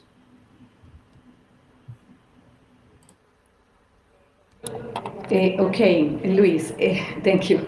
Luis, Sorry, Luis. Yes. Basically, our supply chain is part of artisanal miners and as well of mining units that are title holders. So we have processes in place that allow us to know the production processes, the extraction methods of the minerals to guarantee that this is clean gold and it has that is free of contaminants. So you were asking how can we engage with these miners and to integrate them into the formal market, right? So recently, we actually completed a project with the European Partnership for Responsible Mining, and what we were looking for it was precisely that, was to include more artisanal miners into the formal market. And the idea was to include them into supply chains where there is a fair cost or a fair price, with the incentive of paying for the fair price and to comply. And if they comply with the requirements, they could be part of the supply chain as long as they produce their minerals in a clean manner. Actually, gold from Artisanal Minery, we are actually working through the mining department in Colombia, and the way they produce gold is with plants.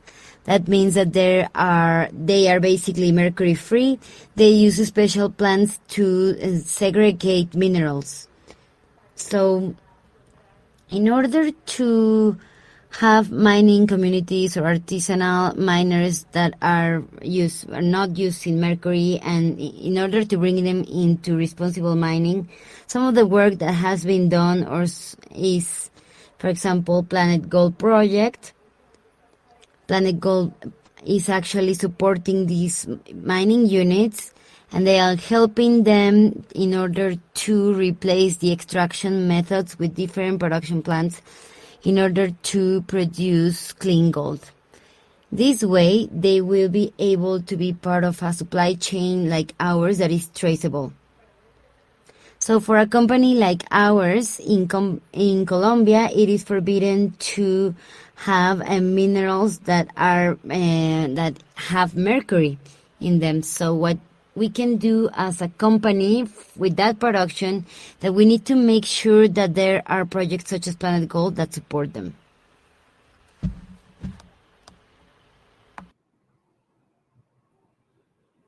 Thank you very much, Paula. I guess before we have to close, I'd like to take one last question that I feel I can answer. A question about mercury abatement.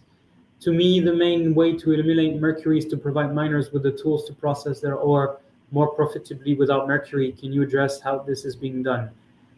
There are several ways through which it can be done. Of course, one of the most common nowadays is really through international programs implemented mostly by international agencies or NGOs that can come up with the appropriate type of technology. I mean, there's a lot of experience out there already.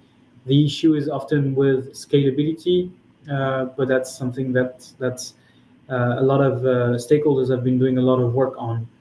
So that's the first thing. I guess the other way is through, the ability for miners to actually fund themselves the purchase of these equipment, and that's related to the issue of the financing capacity of artisanal mining communities. And again, including through planetGOLD project, and I know this has been much discussed in this event. There's a lot of work going on and a number of initiatives that aim to really enable and foster the ability of miners to self-finance through the official banking sector. And I think that's also something that we'll be talking about next week. That's to me inevitable to promote the inclusion of those miners in formal global supply chains. So I really feel that The ones that are better placed to understand how they should finance their own business are the miners, and that's really what we'd like to help achieve, instead of relying on international programs that have their own limits.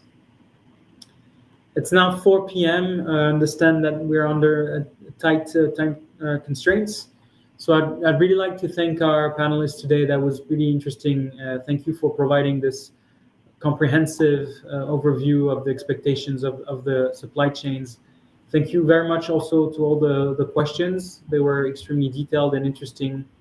Thanks to the interpreters as well. And I wish you a good rest of the meeting. Thank you again, and have a nice rest of the day.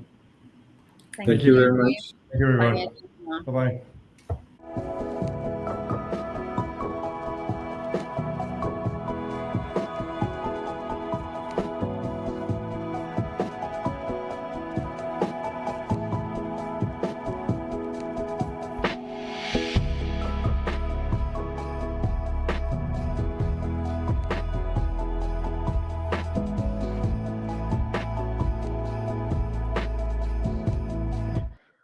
Welcome back, and many thanks to you, Christina, and to you, Luis, for facilitating the session on supply chain case studies and also the roundtable, illuminating what gold exporters and refiners are expecting from responsible suppliers. We are moving on to the next technical sessions, and kindly note that we'll be going into 2 parallel sessions also focused on technology. One of the sessions will focus on methods for mercury-free gold production, with case studies highlighting prospecting and mercury-free technology piloted in planetGOLD operations. This session will be facilitated by Daniel Sapa of Packed Mines to Market. The other session will present digital technologies such as remote sensing and blockchain that can provide different kinds of support to the development of a formal ASGM sector. This session will be anchored by Kenneth Davis, Program Management Officer with UNEP Chemicals and Health Branch.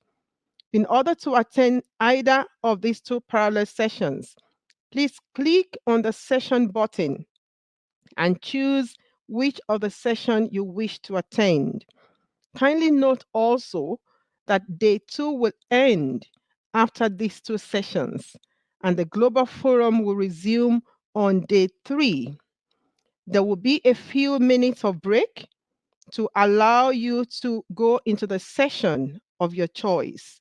Again, please remember to use the hashtag #GoldForum on your social media platforms to raise awareness and enable relevant stakeholders also engage in this global forum. Thank you. See you in the upcoming sessions.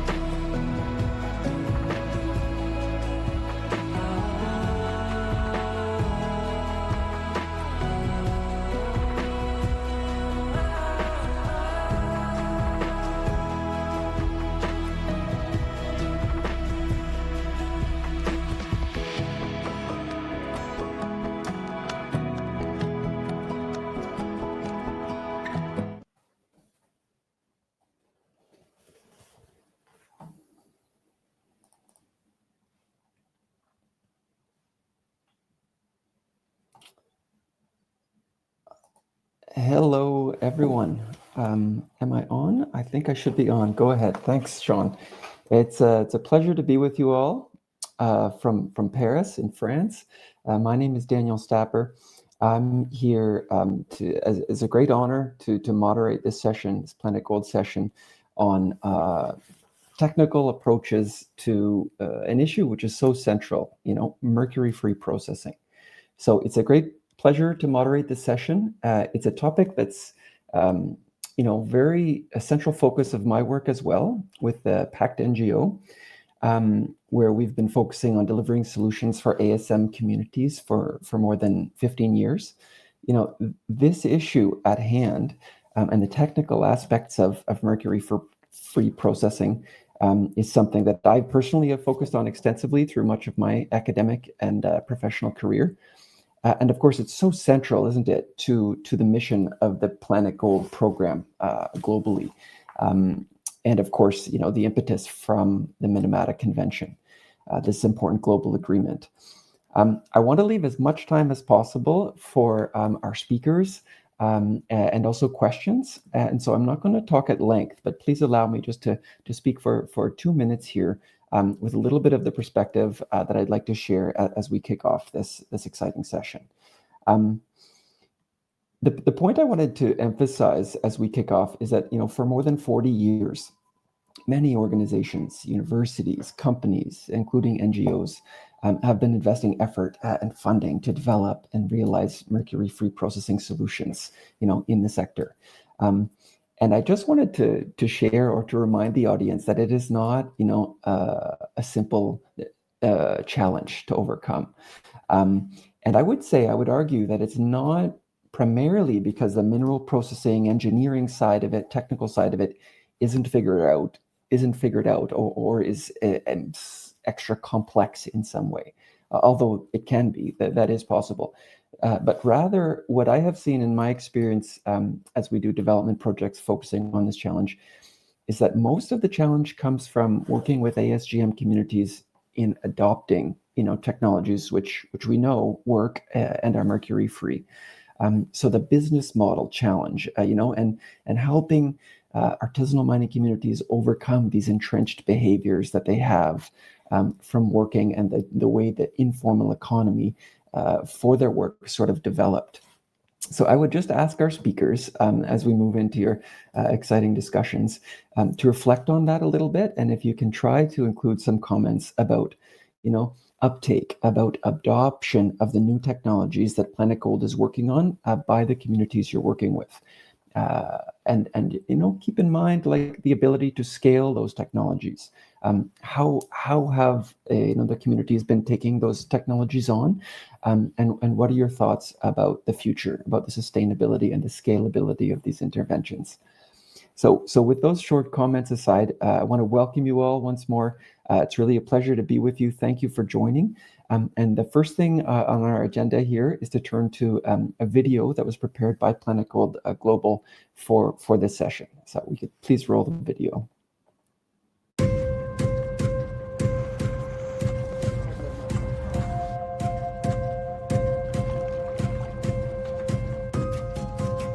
Nos encontramos en un viaje que busca que los representantes de diferentes organizaciones mineras puedan conocer experiencias exitosas en el uso de tecnologías limpias para eliminar el uso de mercurio en sus procesos productivos. Se trata de un programa de visitas de 9 días a plantas de procesamiento y casos de éxito en las regiones de Arequipa, Puno y Madre de Dios. Los beneficios de tener una mesa gravimétrica es la mayor recuperación de oro, no utilizar mucha agua, recircular el agua, no exponerse a químicos como el mercurio, que no contamina. Nos dedicamos al desarrollo de tecnologías limpias sin el uso de agua, sin el uso de mercurio. Estamos exportando equipos a México, a Colombia, a Chile, Bolivia, a Mauritania. Esta tecnología va a permitir la convivencia entre la minería y la agricultura. El Centro Innovador Científica es un centro de investigación que surgió para abordar los problemas de la minería, las principales afectaciones a nivel del sistema nervioso central. Hubieron estudios en Madre de Dios donde se vio que el 70% de los niños presentaban niveles más altos del recomendado por la Organización Mundial de la Salud. En el principio sí desconfiaba, ¿no? Porque realmente no sabía de la eficiencia de la mesa gravimétrica. El porcentaje de recuperación es de 75%. Anteriormente es de 60-50%. Cero mercurio. Y es tan sencillo hacer que no necesita una inversión montos altos, sino que necesita interés de una persona.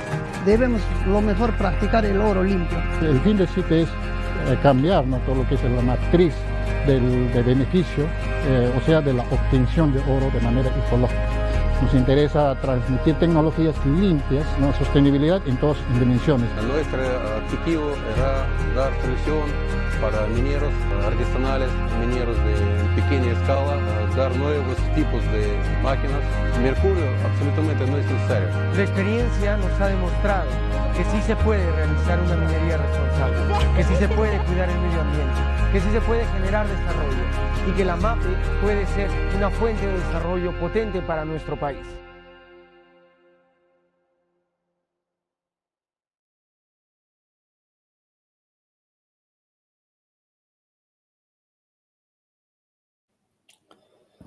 Wonderful. So with that sort of inspirational video and seeing some of the technologies summary video, really, I want to introduce our very first speaker. And as I noted, I'm intentionally going to move our session along quickly.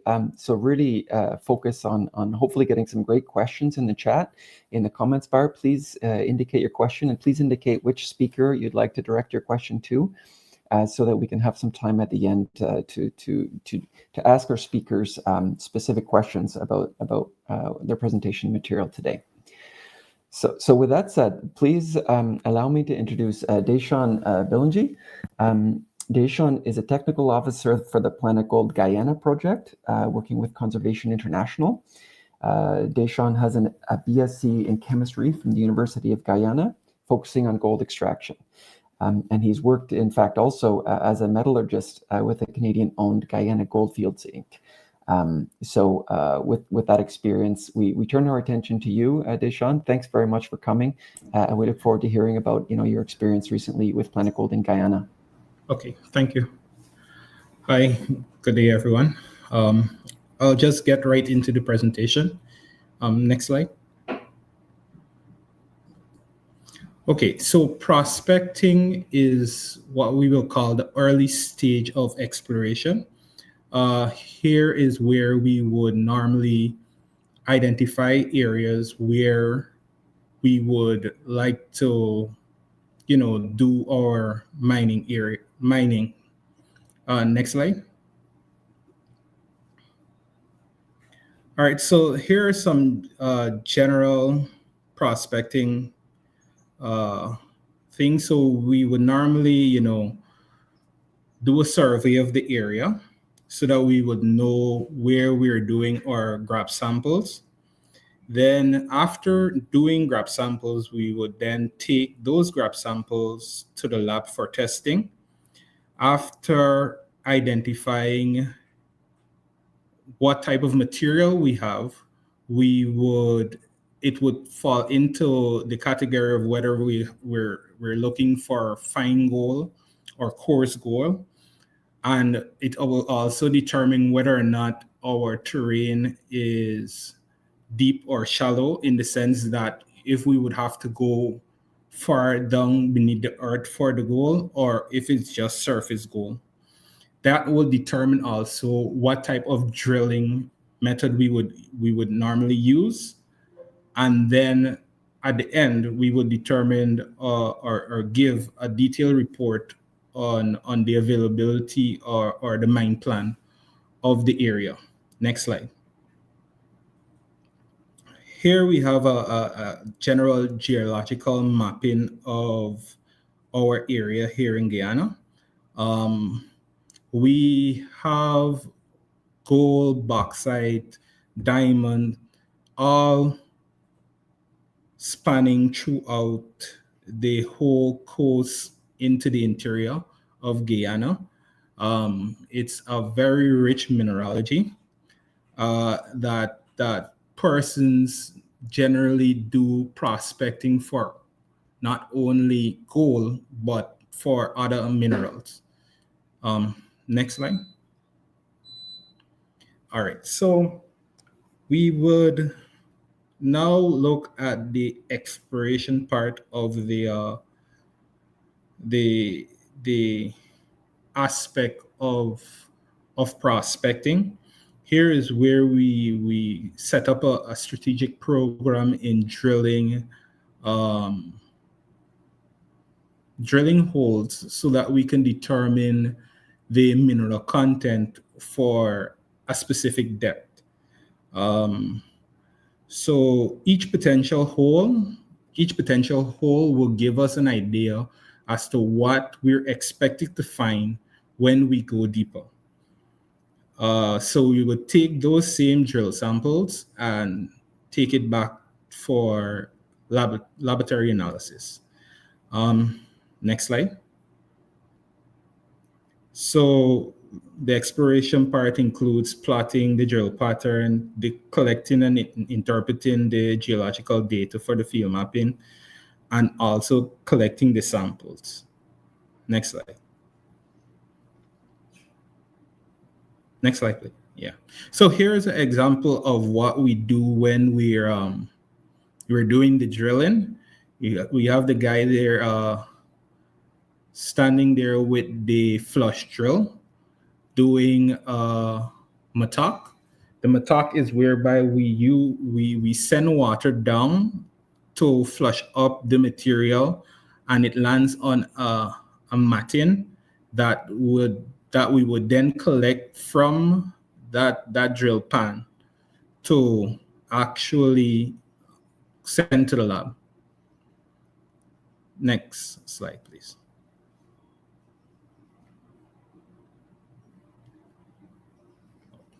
Okay, there's a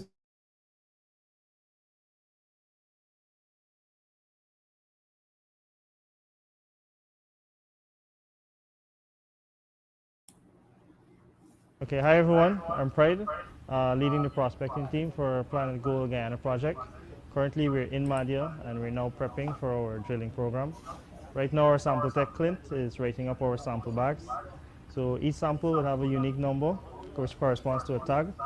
After drilling, each sample goes into a sample bag with a tag, zip tied, and gets shipped off to the lab.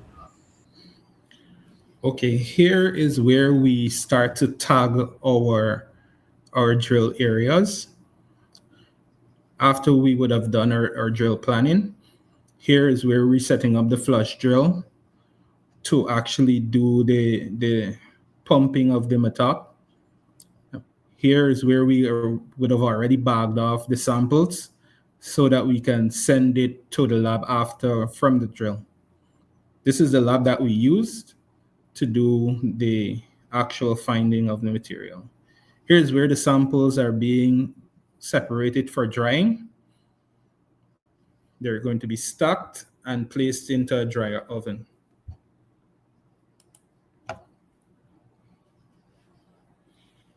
Each sample is unique, so it needs to be separated.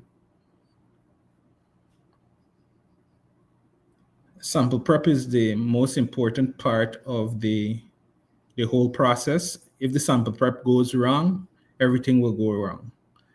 Here is where we're doing our separations and mixing so that the material or the sample could be homogeneous. Here we'll throw it into a splitter because it's only a certain amount of sample we will be using for the analysis. The excess samples would be stored for repeats, while the actual sample which we will be using would be then mixed with flux so that it can prep for fire assay. Here it's being pulverized finer so that we can have a easy identification of the amount of gold present in the sample.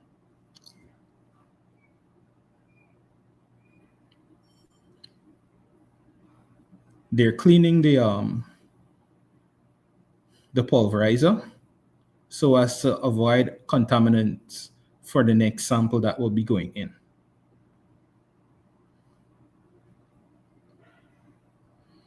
That's the pulverizer. And that's a pulverizing bowl.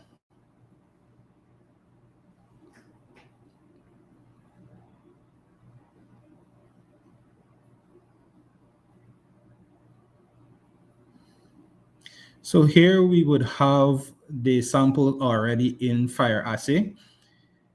This is the fusion furnace, and here we would be having the molds being poured. After the flux containing lead would have been mixed with the sample, it forms these buttons at the bottom of the slag and cupel. These buttons then are placed into a smaller crucible called cupels and placed into the cupellation furnace. These buttons are lead-based, well, lead and gold-based, because the lead is what's used to draw the gold to the center. Here is after the cooling of the cupellation. This is inside of the cupellation furnace, and this is the results after the cupellation. Those fine beads are then dissolved into aqua regia and acid and then red. And the results are then printed on the screen there to tell you how much gold is present in the sample.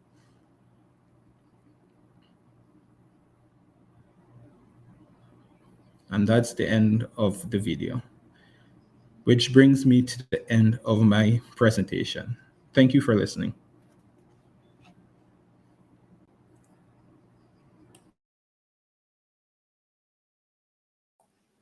Thanks very much, Deshaun. Thanks very much for your presentation. I have a few questions I'd love to ask, but we're gonna leave questions to the end. So we'll move on, and let's see if others have questions as well. But I really appreciate that. And from such an early part of the mining life cycle, prospecting is an aspect that, in my experience, in many artisanal mining communities, skills are lacking. And so even just sharing this kind of approach, it's more systematic approach to prospecting, is in fact something I see that is greatly needed. Anyway, so thanks for that. That was really interesting. I'll go ahead and introduce the next speaker. Biamba Suren is with us from Mongolia. Biamba Suren is a mineral processing engineer from Mongolia who studied mineral processing in Akita University in Japan, with a specific focus on gold extraction, particularly with laboratory methods, including flotation and leaching. So it's really wonderful to have you with us, Biamba Suren. We're excited to learn about your work with planetGOLD in Mongolia. Over to you.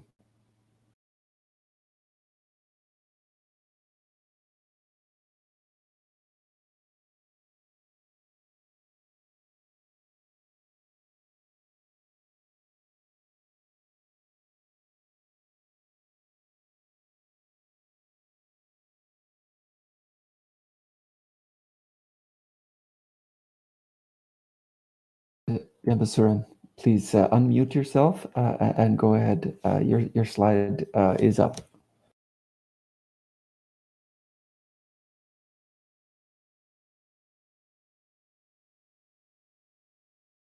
We might be having a technical glitch with Biamba Suren's internet. Let's give this a few moments here. Hopefully we'll get a resolution, but I think it's an internet short. Let's see if he'll come back. If he's completely dropped off, which might be the case, we'll have to move on to our next speaker. Okay, yeah, Sean is agreeing. All right, so let's just take one moment. We'll try to move on to our next speaker, and hopefully we can come back to Biamba Suren from Mongolia in a few moments. Hopefully that's okay, Sean. Great, yeah, so what we'll do is we'll move on to Louis Bedes. This is a pre-recorded presentation, but Louis Bedes is a technical specialist for planetGOLD in the Philippines. Since 2019, Louis has served as the National Project Technical Specialist in the Philippines, and has focused a lot on analysis, selection, of mercury-free processing equipment, as well as more recently, installation and operation of this equipment. So Bedes is a licensed professional engineer in the Philippines, and has more than 7 years of experience with mineral processing. So this will be a pre-recorded video from Louis, but he's also with us today, and we'll be happy to take questions. So please, use the comment section to note your questions down. Over to the video from Louis.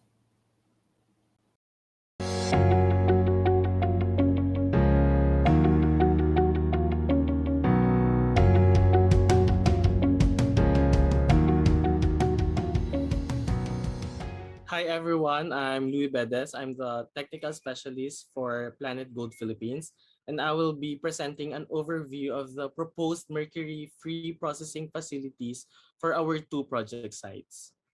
So I will begin with the presentation. I'll begin the presentation with the current small-scale mining situation in the 2 sites. The first site is in the municipality of Sagada, which is in the Mountain Province, where the small-scale miners recover their gold from their ores through gravimetric operations such as sluicing and panning, where only the free gold particles are recovered. And based on the samples that we have collected during our site visits, at most 50% of gold still remain in their gravimetric tailings. These gravimetric tailings with remaining gold particles are sold to cyanidation plant owners in different areas in the Philippines. With this practice, the profits earned by Sagada miners are not maximized, and they incur additional costs and challenges during hauling and transportation of these gravimetric tailings. Note that in Sagada, mercury use has not been practiced by miners for a long time now. And this is a different situation for miners in our second site, which is in the municipality of Paracale in the province of Camarines Norte, where there is a rampant use of mercury in order to recover gold. And Paracale miners engage in one of the worst practices, which is the treatment of mercury-contaminated tailings with cyanide. Other challenges identified by the team include the non-use of chemicals by Sagada miners as directed by the indigenous people, as well as the belief and mindset of Paracale miners that mercury is essential in gold recovery. With these challenges present in the project sites, the planetGOLD Philippines team is proposing a mercury-free processing system where recovery of gold will be optimal. The planetGOLD Philippines team is proposing a typical gold recovery process flow sheet where the run of mine ores will undergo or will be subjected to the comminution circuit to further reduce its size. And then these ores will be subjected to a gravimetric equipment such as shaking table or a helicoidal concentrator where free gold particles are recovered. These free gold particles will be collected, will then be smelted and refined to produce a clean gold bead.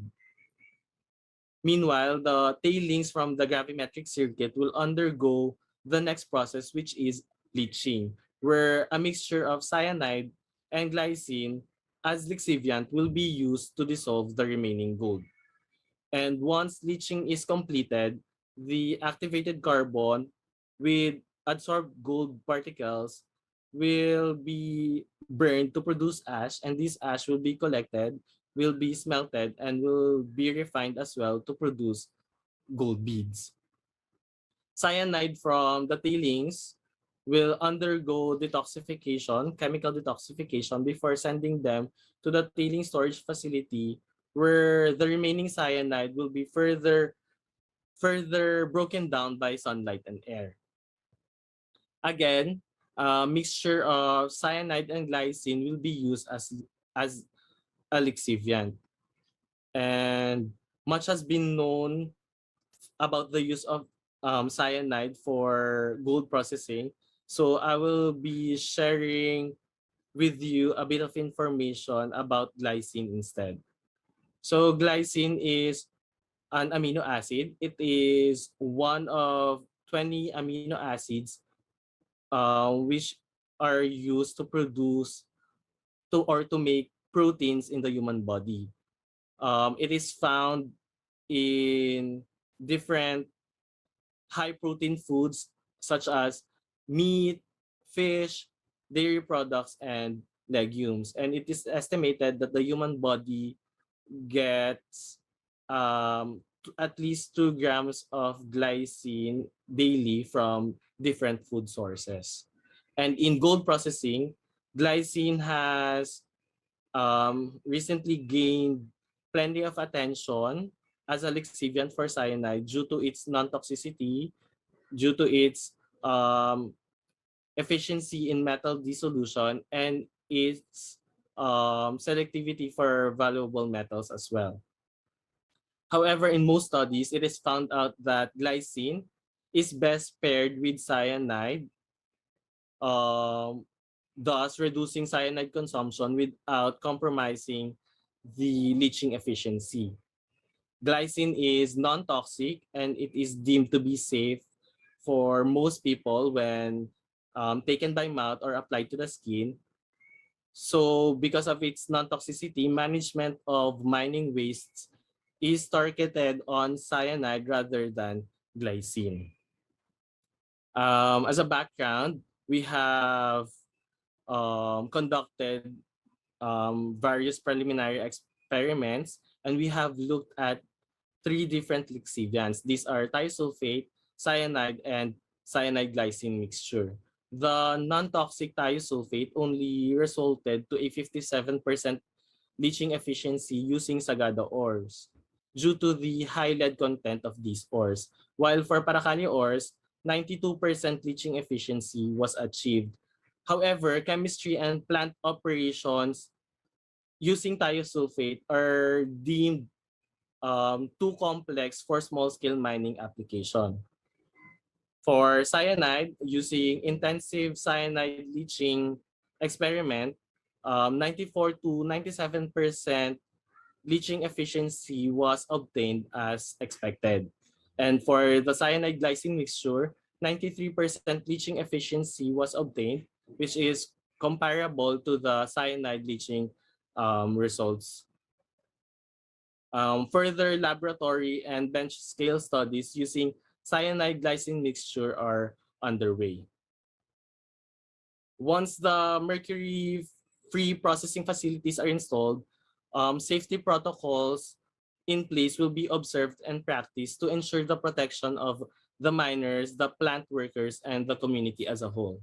First is the decreased consumption of cyanide due to use or to introduction of non-toxic chemicals such as glycine.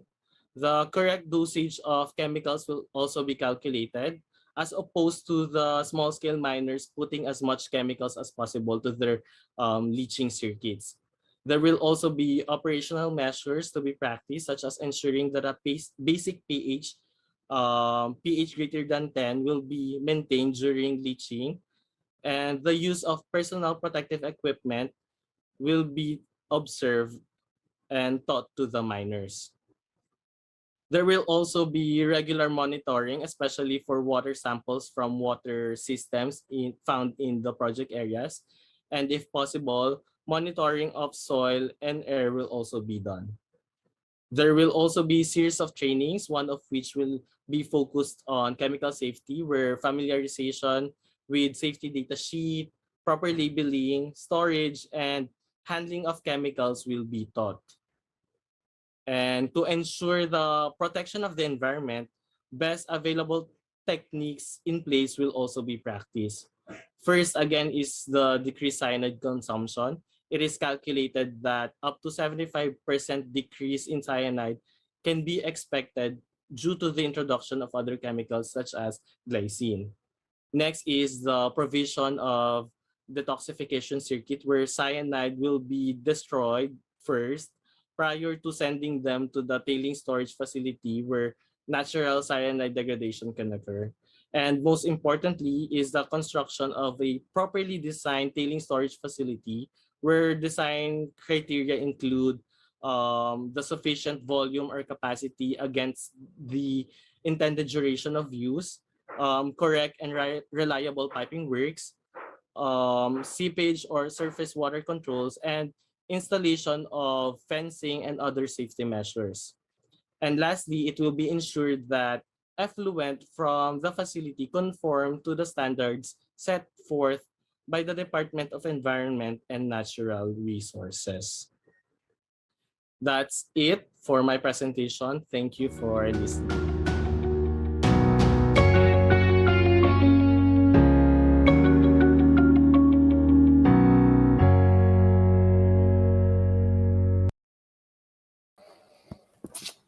That was wonderful, Louis. Thanks very much for that video. Great to have you with us, and hopefully some questions will be coming from the audience based on the exciting work you're doing in the Philippines.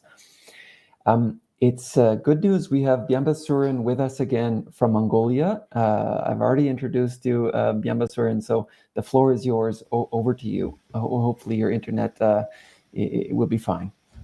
I think maybe.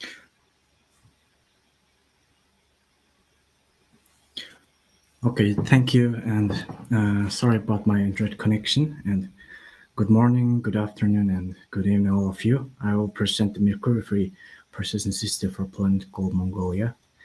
And next slide, please.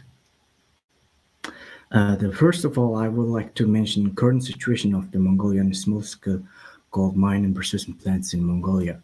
As of our study, we counted 9 full-circuit processing plants, as you can see from the diagram, and also there are the 13 small mills are operating in Mongolia. From those processing units, only a couple of them are completed operational permits, and all of them use a basic gravimetric circuit, as you can see from a diagram as well. And equipment are usually handmade and conducted unprofessional proper collaboration based on miners' knowledge about the gold processing technology. Those factors make gold recovery rate very low, like less than 50%. The remaining 50% gold is included in the tailings. Most of the processing centers sell their tailings to the gold cyanidation plant for reprocessing. The tailing grade is ranged from the 5 to 20 grams gold per ton, depending on the ore grade. Next slide, please. Now I move into our project planet location for installing mercury-free processing system. In this map, the yellow spots show existing small-scale gold processing plants in Mongolia. The below also there the below is table. There are those processing plants capacity and location. There you can see the most of the processing plants located in the north area of Mongolia, this called Siling province. There are totally 450 miners produce 16 to 30 tons of ore per day. They are using basic gravimetric circuits such as jaw crusher, pen mill, sluice, and the shaking table. There are the potential mercury use on the reprocessing, shaking table milling, and some portion of the high-grade tailings. So we plan to install our mercury-free processing system in 2 of existing processing plants. As you can see, the blue star. Our main purpose of the installing mercury-free processing system are reduce mercury use, the increase the gold recovery by transferring the newly processing equipment, they implement international standard on the responsible artisanal small-scale mining, they promote the formalized operation, the fair price policy and income splitting mechanism, the share experience of the best practice with other processing plants. Okay, next slide, please. Okay, next. In order to design our mercury-free processing system, we conducted assaying for gold ore and recovery experiment. In terms of gold grade, As you know well, the artisanal small-scale miners extract very high-grade ore, which ranges from the 6 to 153 grams gold per ton. That's the grab samples result. Also, we conducted the gravimetric and flotation test. The final result returned at the second table was 64% of gold recovery rate. Next slide, please. Then we developed this processing diagram. In preparation stage, we will use jaw crusher, vibration mill, and rod mill. After liberation of gold particle, the ground gold is passed over the two stages of the second table. The cleaner second table's concentrate can be easily panned on the smelt into gold door. In this circuit, we will use a small portion of the nitric acid and the borax for smelting, and also water is recycled from the tailing pond into the necessary circuit. The daily water usage expected 6 tons when 60% recycling from the tailings water. Okay, next slide, please. Next slide, please. Next, I will mention vibration mill test in Mongolia.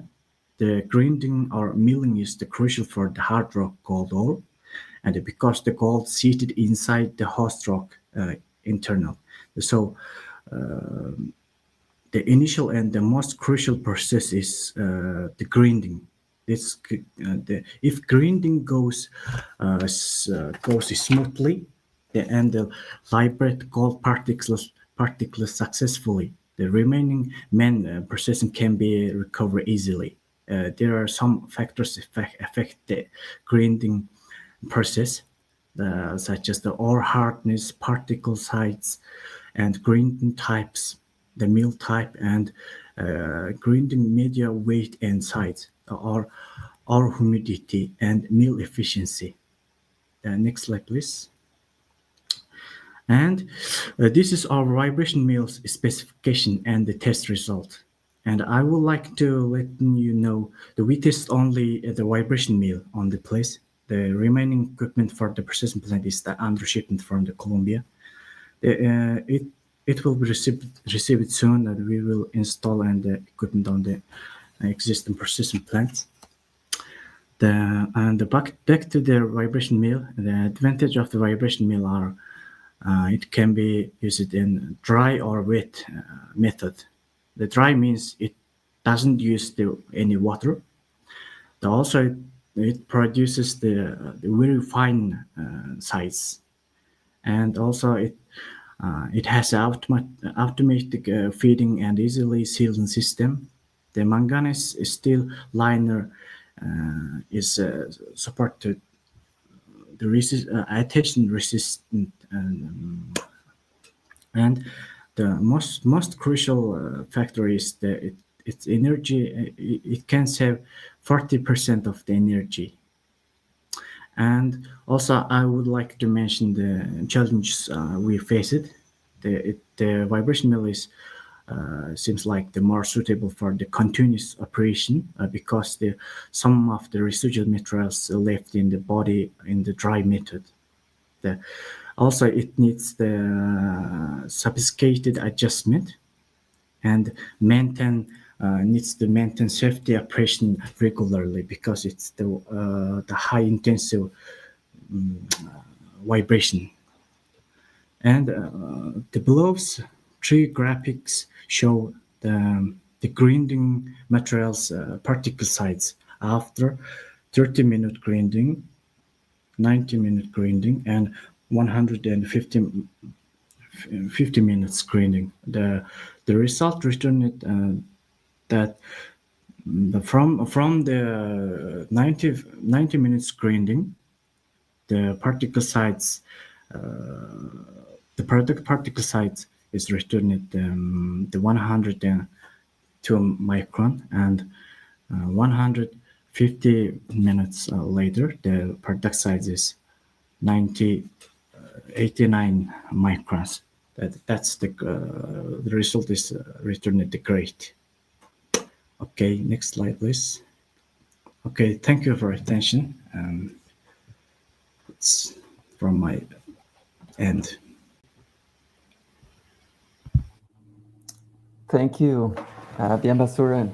That was interesting. Very very sort of adapted and sophisticated mineral processing circuit in Mongolia. That's exciting. I'm sure there will be some questions about that.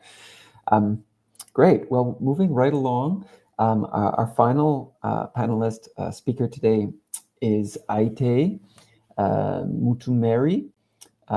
He's joining us from South Africa, I believe. Aite is a data scientist and a development specialist who completed an MSc on climate change and development at the Institute of Development Studies with the University of Sussex. Aite has done extensive study on the ASGM sector, as well as its relation with other pertinent topics, notably climate change mitigation and gender studies. In regards to the artisanal gold mining sector, Aite has contributed or co-authored to multiple studies, including a recent paper on global status of adoption of mercury-free gold processing technologies, in our sector. And so with this, it's really a pleasure to have you with us, Aite. Thanks for joining us to share a little bit about your work with planetGOLD. Yeah, sure. As Daniel said, my name is Itai Mutumeri, and I'm the lead developer of the Mercury-Free Technology Atlas. And I've been working with a group of researchers at the University of Witwatersrand here in Johannesburg. And we got a grant from the NRDC to conduct an assessment of mercury-free processing technologies in the ASGM sector. And among the many research questions that we sought to answer was the question, why do some technologies succeed in some contexts and why do they fail in others? Why do they completely fail to be adopted in others? So we began the research, and as one does, you review the literature, you interview experts, you talk to manufacturers. And we went through each one of the established and the emerging mercury-free processing technologies, and we tried to establish for each various questions, such as, what type of deposits is the technology suitable for? What type of ore works best? Where has it been deployed and tested? And we finished that process, and we had a really good data set, more than enough for the papers that we were writing.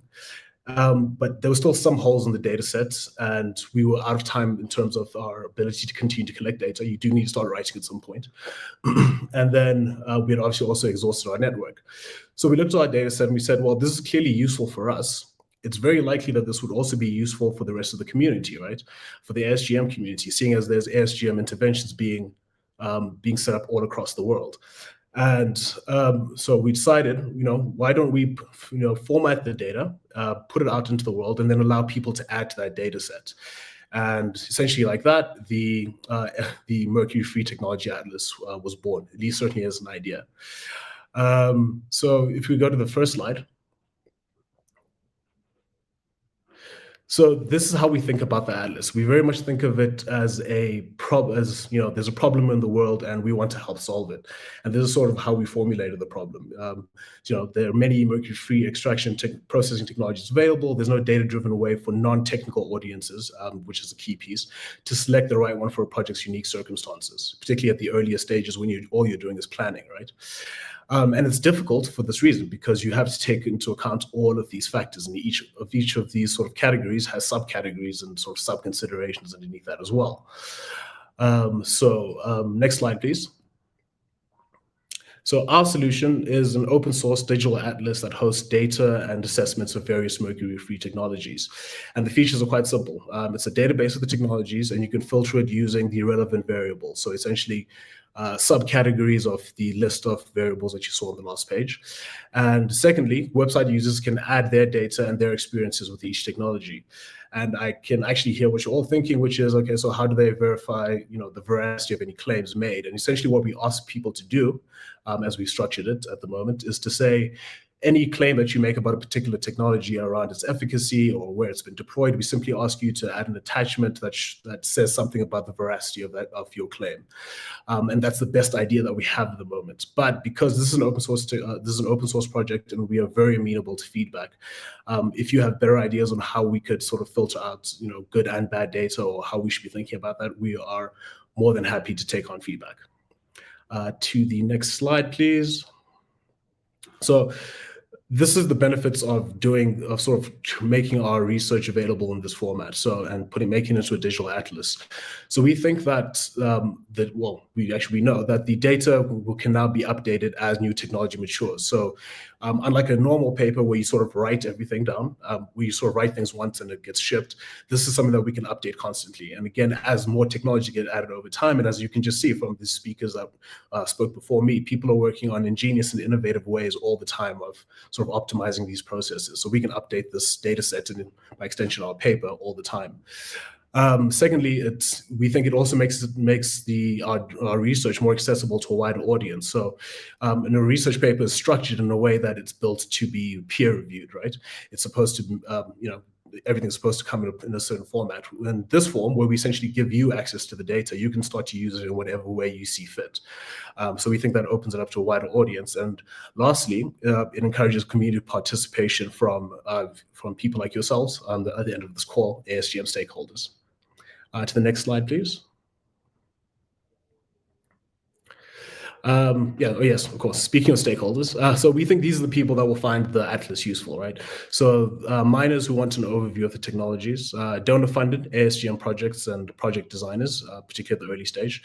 We think NGOs, CSOs, and operators in countries that have completed NAPs and of those places in the world where the country is very much at the earliest stage of its mercury reduction efforts. We think this tool will be useful for them as well. Similarly, financial inclusion initiatives in the ASGM sector, and you understand your funding needs. So by taking our very simple survey, because we've also structured it as a survey, and I'll speak to that in a bit, you essentially be able to get a sense of what your funding needs would be because you have a general sense of what kind of technology you're most likely to need. And lastly, of course, selfishly, researchers like ourselves. To the next slide, please. Yes, so it's important to say this is very clearly not a substitute for a detailed evaluation of ore and technology optimization, particularly working in collaboration with miners to get their feedback on what they think will and will not be adopted in their particular context. It's also should be said that this is also not ready for independent use by miners who have limited technical knowledge and haven't worked with mercury-free technologies in the past either. So it's not, it's by no means any sort of attempt to completely eliminate the role of mining engineers having deep work with communities. It's really to give you at the planning stage a sense of the direction that you are likely headed. So on the next slide, I'll talk to the data a little bit. So the initial data set when the platform launches in what we're hoping will be June 2022, we just need to wait for the papers to be published, is based on our initial research, which ended up being because it got a bit dense, so we had to break up the paper. We had to break up the single paper and make it into two. The first paper is called Global Status of Adoption of Mercury-Free Gold Processing Technologies by the ASGM sector, and that is led by Patience Singo along with 3 other co-authors. And then there is also the assessment of mercury-free gold extraction processes in the artisanal small-scale mining sector, and that is led by Ponso Twala, who's a PhD candidate at the University of Witwatersrand School of Mining Engineering here in Johannesburg. And again, as I said, the data will be able to be updated, and we are hoping that good folks like yourselves at planetGOLD country projects all around the world will help us update this data set. NGOs, CSOs, and researchers, and really anybody who has a passionate interest in this community and can provide any data. And as I said before, we do ask that all data contributions require some evidence for the veracity of any claims that you make around the efficacy of the particular technology, or its lack of efficacy for that matter. And then to the next slide. Thank you very much for anticipating that. So I'm just going to run you through quickly what the most simple application that we have outside of just having the database that you can filter on your own time. We've also made a simple, what we're calling a selection guide. And so you show up on the website and you're greeted by a lovely Mongolian ASGM miner. And on the next slide, you begin your selection guide process. And essentially, I think at the moment we have 5, but we're trying to expand the questions. It's just a bit tricky at the moment, but it's a very short survey where you give us information like, okay, so you expect the gold particle sizes that you'll be working with to be X. You know that your health and safety requirements look however they look. What is the level of sophistication in terms of technology use of the particular ASGM miners that you're working with? So we ask you a small group of questions, and based on that, we filter out the technologies that are in the database. So it's really just a filtering mechanism. So on the next slide, you would see essentially your results page, very similar to a Google search results page, except yellow. And this is the list of technologies. And we just jump to the next slide. And what this is, please go back one.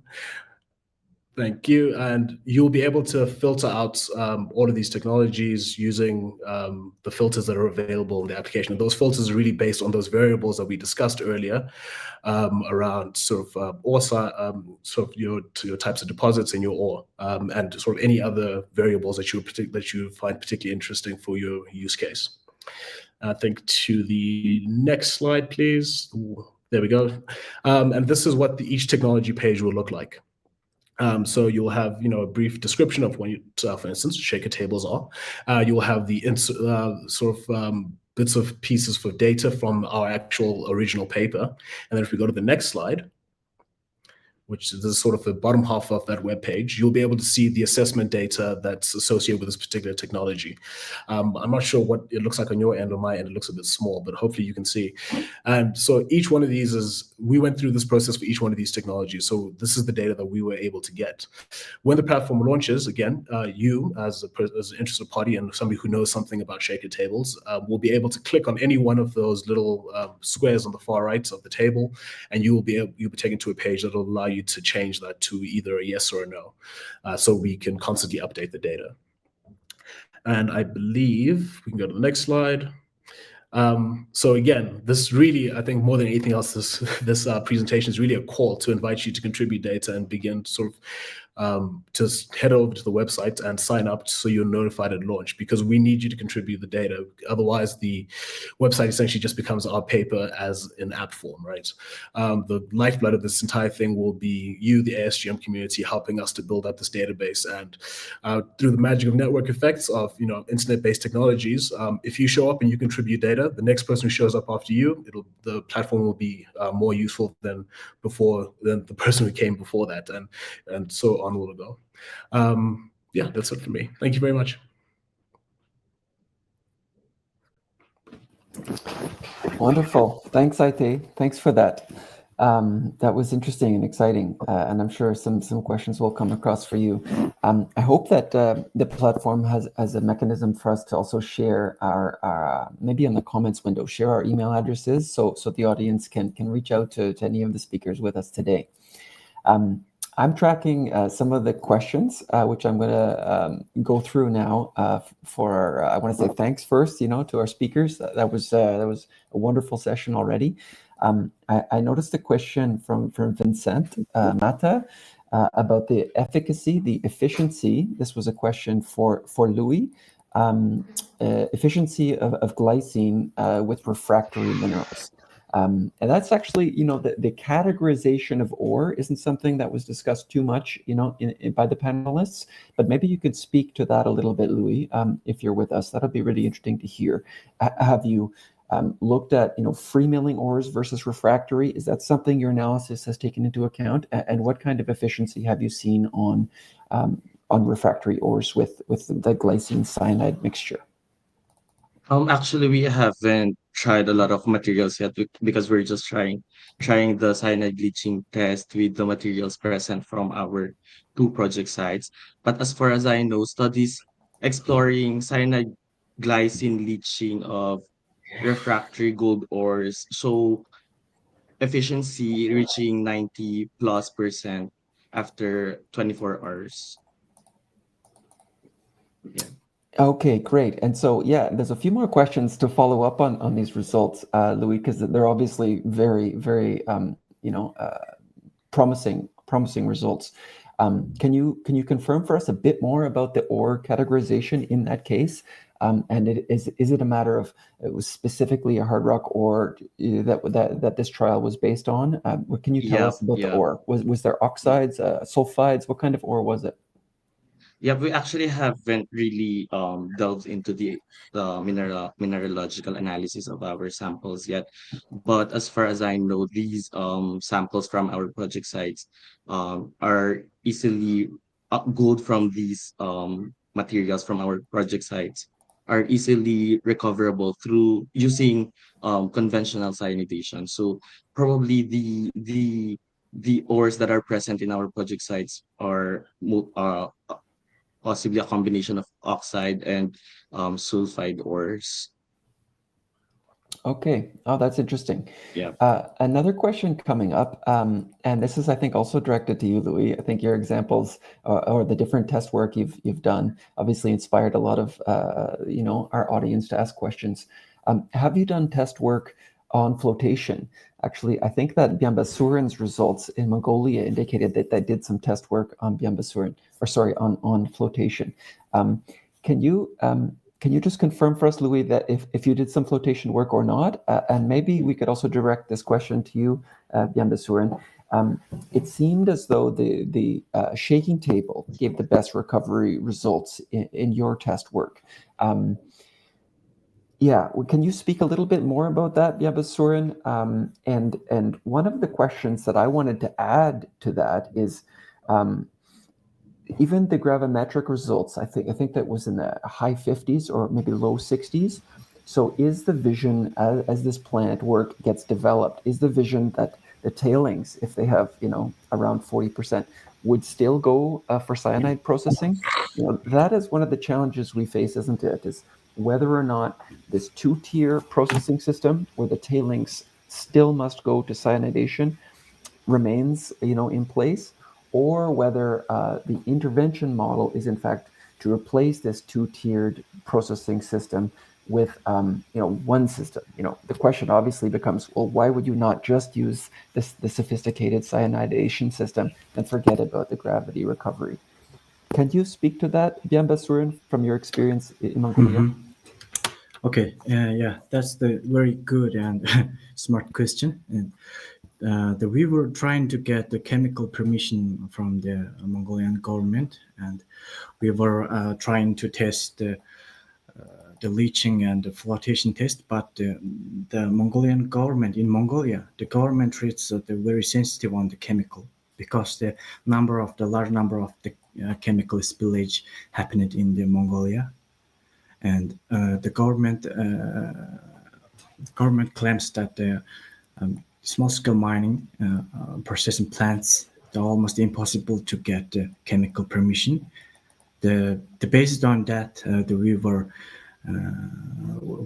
we planned to construct to transfer the gravimetric circuit, the enhanced gravimetric circuit. Yeah. Mm-hmm. Yeah, no, that's useful to reflect on, I think, for the whole audience as well.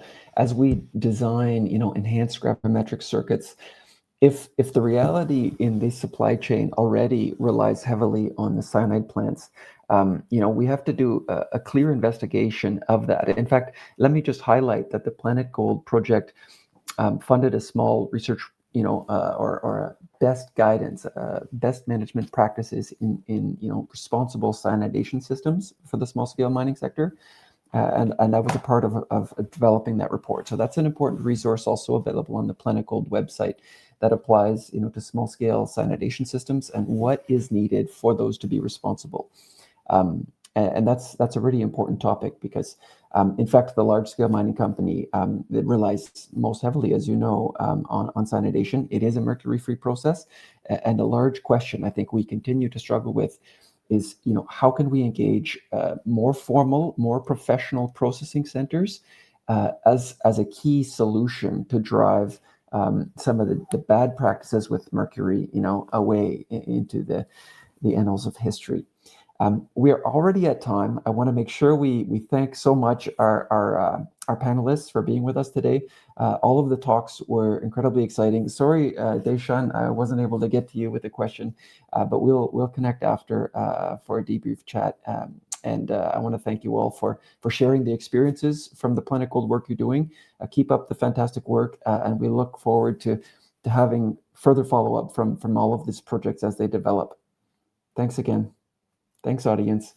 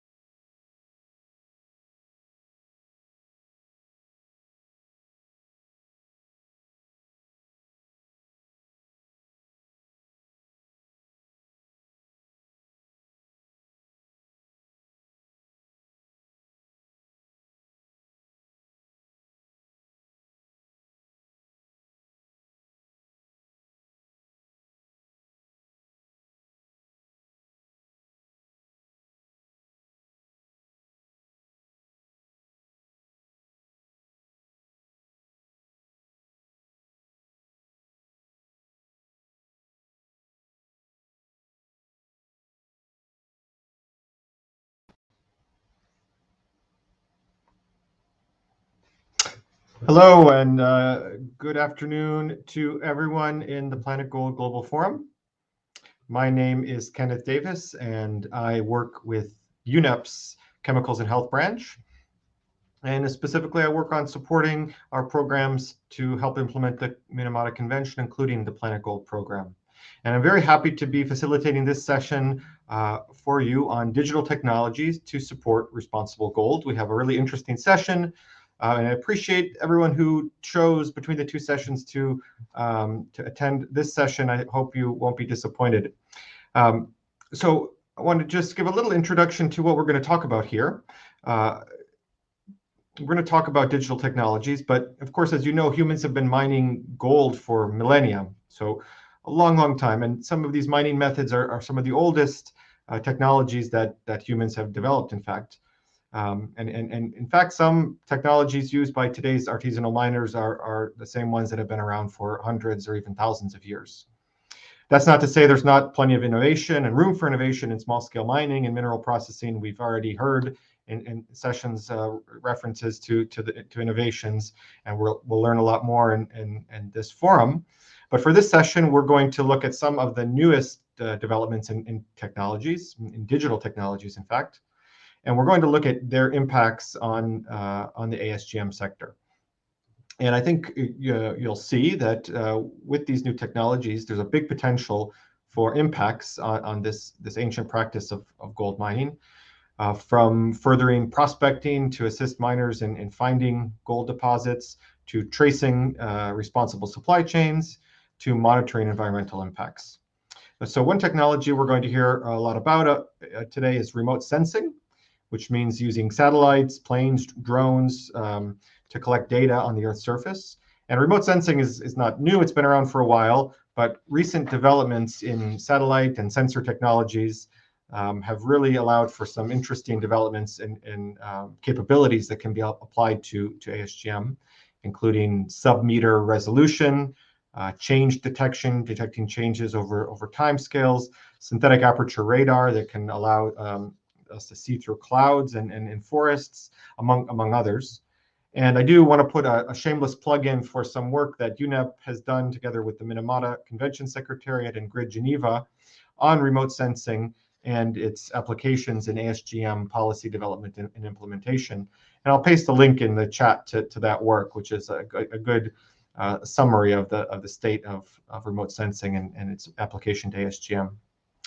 We'll also look today at blockchain technology, something I think most of us, all of us have probably heard about it. Maybe many of us don't fully understand it. Hopefully we'll understand it better after today's session. And this is used as a way to aid in the traceability of gold shipments through the supply chain and increase confidence in that traceability and transparency. And during this session, it will be interesting to note how these technologies, the digital ones and the other technologies, are used to complement each other. So they don't operate in a vacuum. For example, we'll hear about remote sensing data being used together with artificial intelligence and machine learning to try to enable automatic pattern recognition. We'll see from our partner that uses blockchain that not only did they use this new digital technology, but they combine it with boots on the ground, old-fashioned field work, groundwork to ensure mining sites meet due diligence criteria. So with that, I'll introduce our first speaker. I will also remind you that you can put your questions in the chat, and we'll have a question and answer session after the speakers. But with that, I'd like to introduce the first speaker, who is Pete Chirico. Pete is an Associate Director of the U.S. Geological Survey's Flores Bascom Geoscience Center and is the Scientific and Technical Advisor to the U.S. State Department's Office of Threat Finance Countermeasures.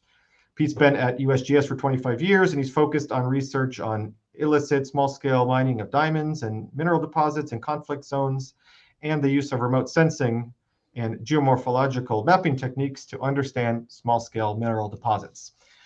So Pete, the floor is yours. Thanks very much, Kenneth. I think we could begin by asking the question, why do we need to do a better job prospecting in artisanal and small-scale gold mining? Or how does improved prospecting help us with responsible ASGM supply chains?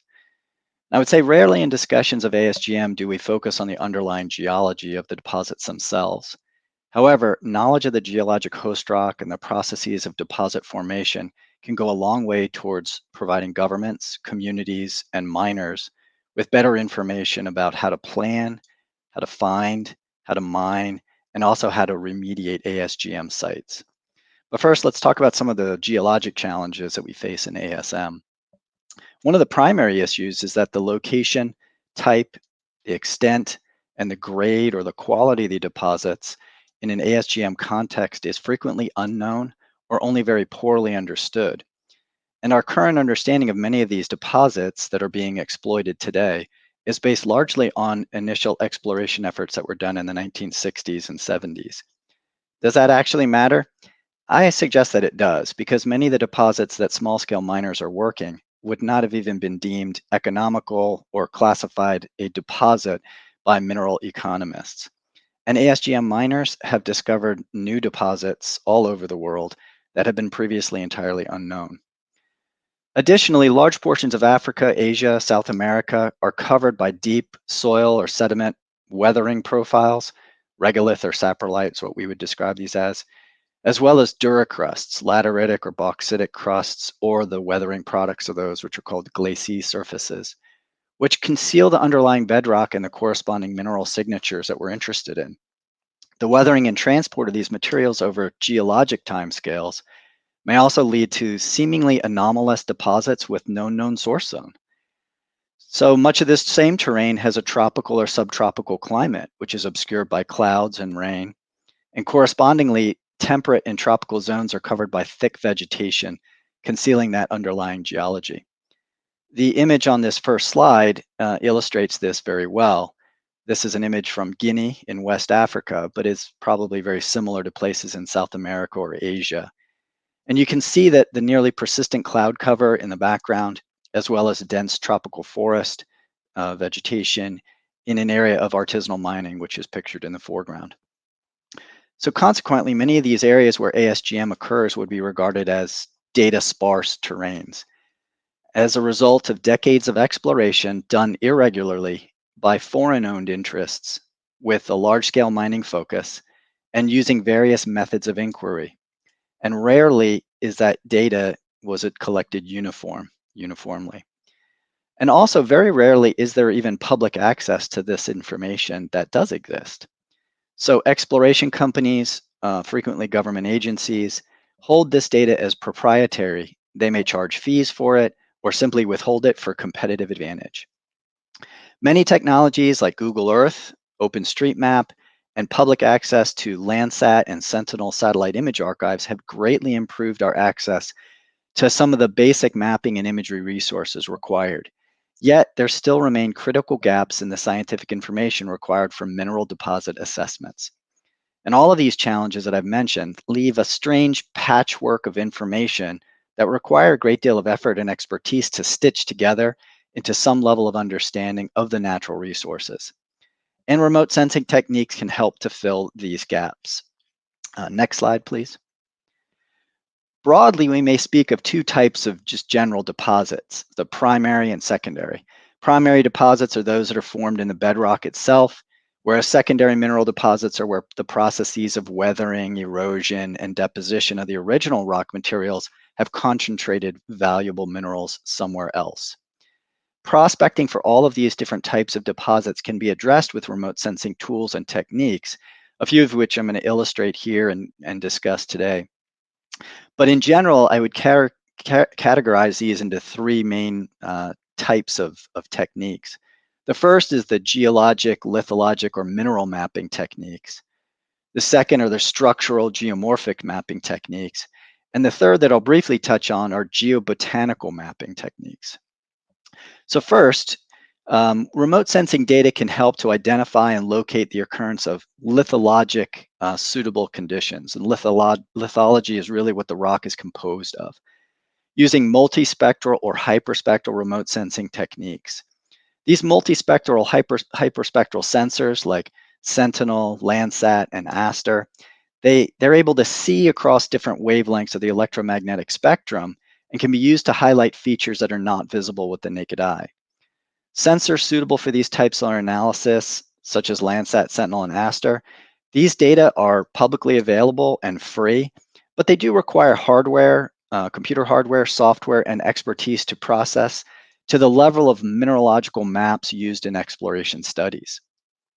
Another type of data used by exploration geologists is airborne geophysical data, gravity and magnetics, that develop images of the magnetic or gravity anomalies caused by that bedrock lithology. Some of those gravity and magnetic data can even be flown now on drones, small-sized drones, which is a very recent addition to the remote sensing techniques. On this slide, the first image that you see on the left-hand side, image A, is an example of an Aster lithologic mapping in Oman, an arid, quite cloudless, and a terrain that's quite free of vegetation. And those would be the almost ideal conditions for this type of prospectivity mapping. And laid on top of that Aster image are the geologic contacts and zones that have been mapped. The second type of technique that I wanted to mention today would be the structural or geomorphological guides. As some mineral deposits are formed by the precipitation of minerals and fracture spaces within those host rocks, and they correspond very closely with structural features such as shear zones, faults, or fractures. So identification of those features are often considered vital for planning any kind of exploration strategy. Local fracture patterns are mappable on synthetic aperture radar data, such as those publicly available and provided by the Sentinel-1 satellites operated by the European Space Agency, as well as with globally available digital elevation model data, such as the Shuttle Radar Topography Mission, Copernicus, or the Aster GDEM. The image on the upper right, image B on this slide, shows work that USGS is currently underway with our cooperating agencies, the Ministry of Natural Resources in Guyana and the other agencies within the Ministry of Natural Resources, where we're doing some prospectivity mapping, and in this particular case are using synthetic aperture radar and digital elevation model data to map fracture patterns in an area of ASGM mining. SAR data and digital elevation model data are also available technologies for zones where there's persistent cloud cover. The third example is geomorphological mapping at the bottom in image C. Geomorphological mapping is particularly important in prospecting secondary deposits or placer deposits. Looking at suitable sites for deposition and occurrence can be modeled using digital elevation model data, satellite, aerial, or drone imagery by interpreting and delineating things like abandoned meander channels, paleo channels, hill slopes for ridges and plateaus for residual deposits can also be mapped. And that third image there shows a digital elevation model and geomorphological characterization of residual landforms in Côte d'Ivoire using Saga GIS, which is a free and open source GIS analysis tool. I want to mention geobotanical guides as well. So in temperate and humid climates where mineral deposits are obscured by soil and vegetation, there are some linkages between those concealed mineral deposits and vegetation relationships where either vegetation won't grow or vegetation takes on specific spectral characteristics because of those underlying geologic conditions. One particular example of this would be in the Democratic Republic of the Congo. There's a particular type of mint with a blue flower that happens to grow preferentially on copper cobalt deposits. And those can be detected from drone or aerial imagery, which can help map them. So one or more combinations of remote sensing techniques such as these would be commonly used to develop these types of maps and verification guides. But one would need field data sample collection and possibly drilling, mechanical drilling, hand augers to build out additional mineral deposit models. And often a scientist using remote sensing is filling in the gaps between what's known and what is unknown. Next slide, please. So because of the diversity of minerals involved, the diversity of the geography, the physical geography, as well as the cultural geography, there is really no one-size-fits-all solution for artisanal mining assessments or prospectivity mapping. The challenge is that as the technology advances, we risk ending up with a growing gap between miners and the technology, and increasingly this gap can be filled by companies or organizations that are promising solutions for ASM, but frequently are not building capacity at the national local levels. So the following graphic depicts a data cube visualization where I've attempted to characterize several different examples of remotely sensed data that can be used for prospectivity mapping. And I've tried to assess those based on how accessible the data is, how useful it is for prospecting, and then how much expertise is required to extract meaningful data from it. In short, I want to highlight that while there are many techniques and data sources, those that are most useful for prospectivity mapping are also the ones that generally require the most expertise.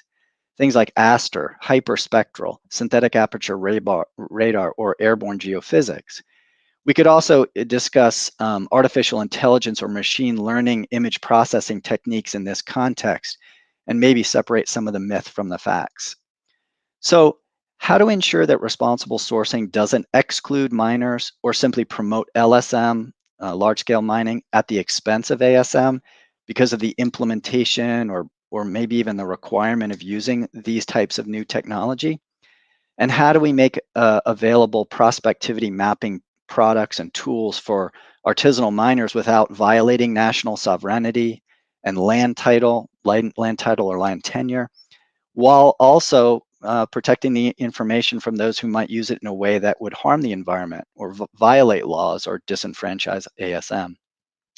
We can discuss several of these themes in this session, but I would suggest that at the very least, we might mitigate some of these risks by doing things like using open source software and data formats, publishing open access peer-reviewed articles, including the models, the code, the results, insisting on wide data sharing agreements, and other types of open source sharing. In summary, better prospectivity mapping could help protect the environment by directing miners to areas where there's greater potential and limiting or preventing mining in areas with little or no potential, or areas where the impacts might be more severe. Improved prospecting could also lead towards a much better understanding of the mineral potential, and that would help inform discussions around sustainability, profitability, and mine lifecycle planning and remediation. So I'd like to finally just say thank you to the organizers for inviting me to present today, and I look forward to discussing some of these technical challenges and some of the solutions in a more detailed context in our discussion. Thank you very much.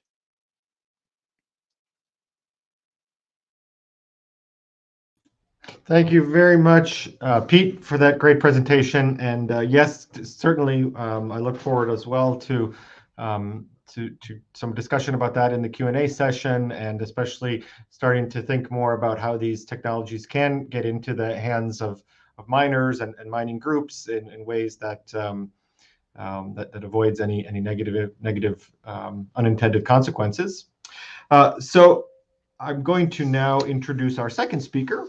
And again, before I do that, I'm going to remind you to put any questions you might have in the Q&A. But our next speaker is Marcus Scaramanga, and Marcus is the CEO and founder of Minex. And he is passionate about how technology can improve lives at a global scale. Minex secures the mineral supply chain from earth to tech with traceability, transparency, and trust. The platform is used by miners and aggregators to access the market, capital, and to operate more sustainably. And Minex operates across all minerals, but focuses on gold. And they're working now in Burkina Faso, Ghana, the DRC, and Nigeria. Marcus, the floor is yours. Thank you very much indeed, Kenneth. Yeah, thanks. Yeah, as I said, my name is Marcus Scaramanga. Very good to be speaking to you today. So just to give you an overview, if we zoom out on what are the overall objectives that we're trying to achieve in responsible sourcing, I think there's, with a huge amount of theory, framework, standards, it's quite easy to actually lose sight of what we're aiming for. And so what we're looking to do really is how to stop environmental degradation and human rights abuses, so indicative of the photo on the left with the damage caused by mercury usage. However, at the same time, we want to protect and empower the communities that are responsible for mining these metals, and able to get direct market access, and to have prosperous lives and incomes. Next slide, please. So the question I want to spend a bit of time on is, what's the main barrier to responsible ASM? What's the main barrier from going from the photo that you previously saw on the left to the one on the right?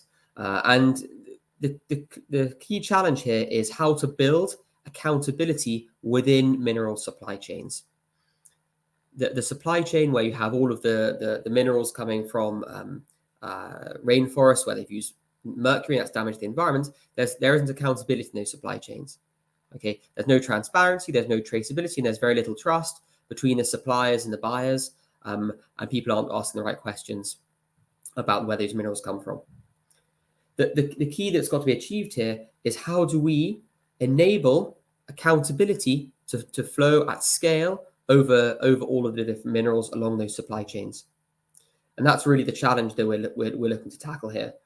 And in terms of the main barrier to responsible ASM and to create that accountability lies, we believe, in the financing.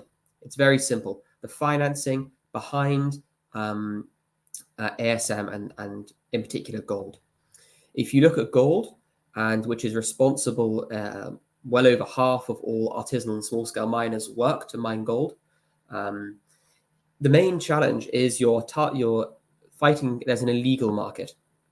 There's an illegal market whereby you don't pay taxes, and you can so the miners can actually get a very good price, and at the same time, once you enter that illegal market, then immediately there's no accountability on that supply chain. There's no connection between the buyers and the suppliers in a responsible, transparent way. So what you've got to bear in mind that's incredibly important is that as soon as you try to do a sort of responsible, transparent, or traced ASM gold supply, is you're competing against an illegal market.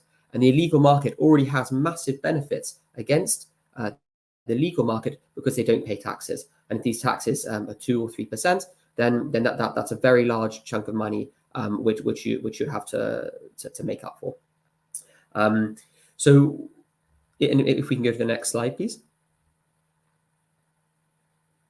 So as I said, we focus on creating a financing platform for ASM.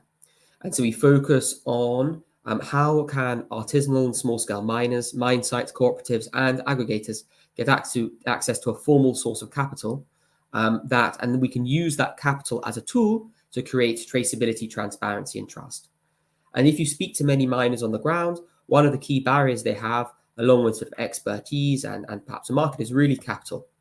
How can maybe, how could you get that piece of machinery that can enable you to sort of produce more effectively and produce more and therefore earn more? How can you get that piece of equipment which ensures that you don't need to use mercury in your amalgamation, and so on? And so what we do is, it's how can you use that financing as a tool to create that traceability, transparency, and trust? And the second thing that's very important to understand is, how do you do it at scale?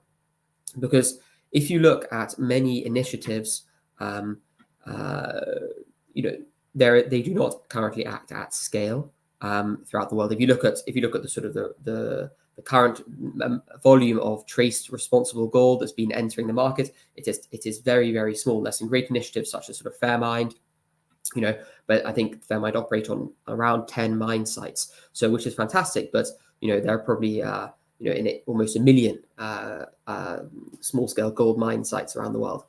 So how do you create a model which can act at scale and drive responsible sourcing, bearing in mind that you're competing against an illegal market? Next slide, please.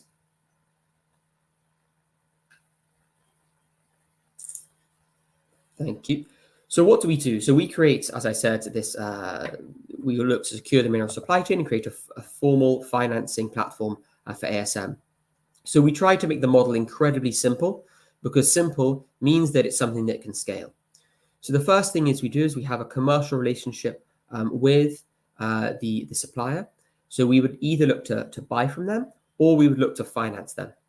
Okay. And then the second aspect is we use our platform and our own staff on the ground to assess the mine sites against a criteria. So at the moment, we typically use the Crafts criteria, and created by Alliance for Responsible Mining.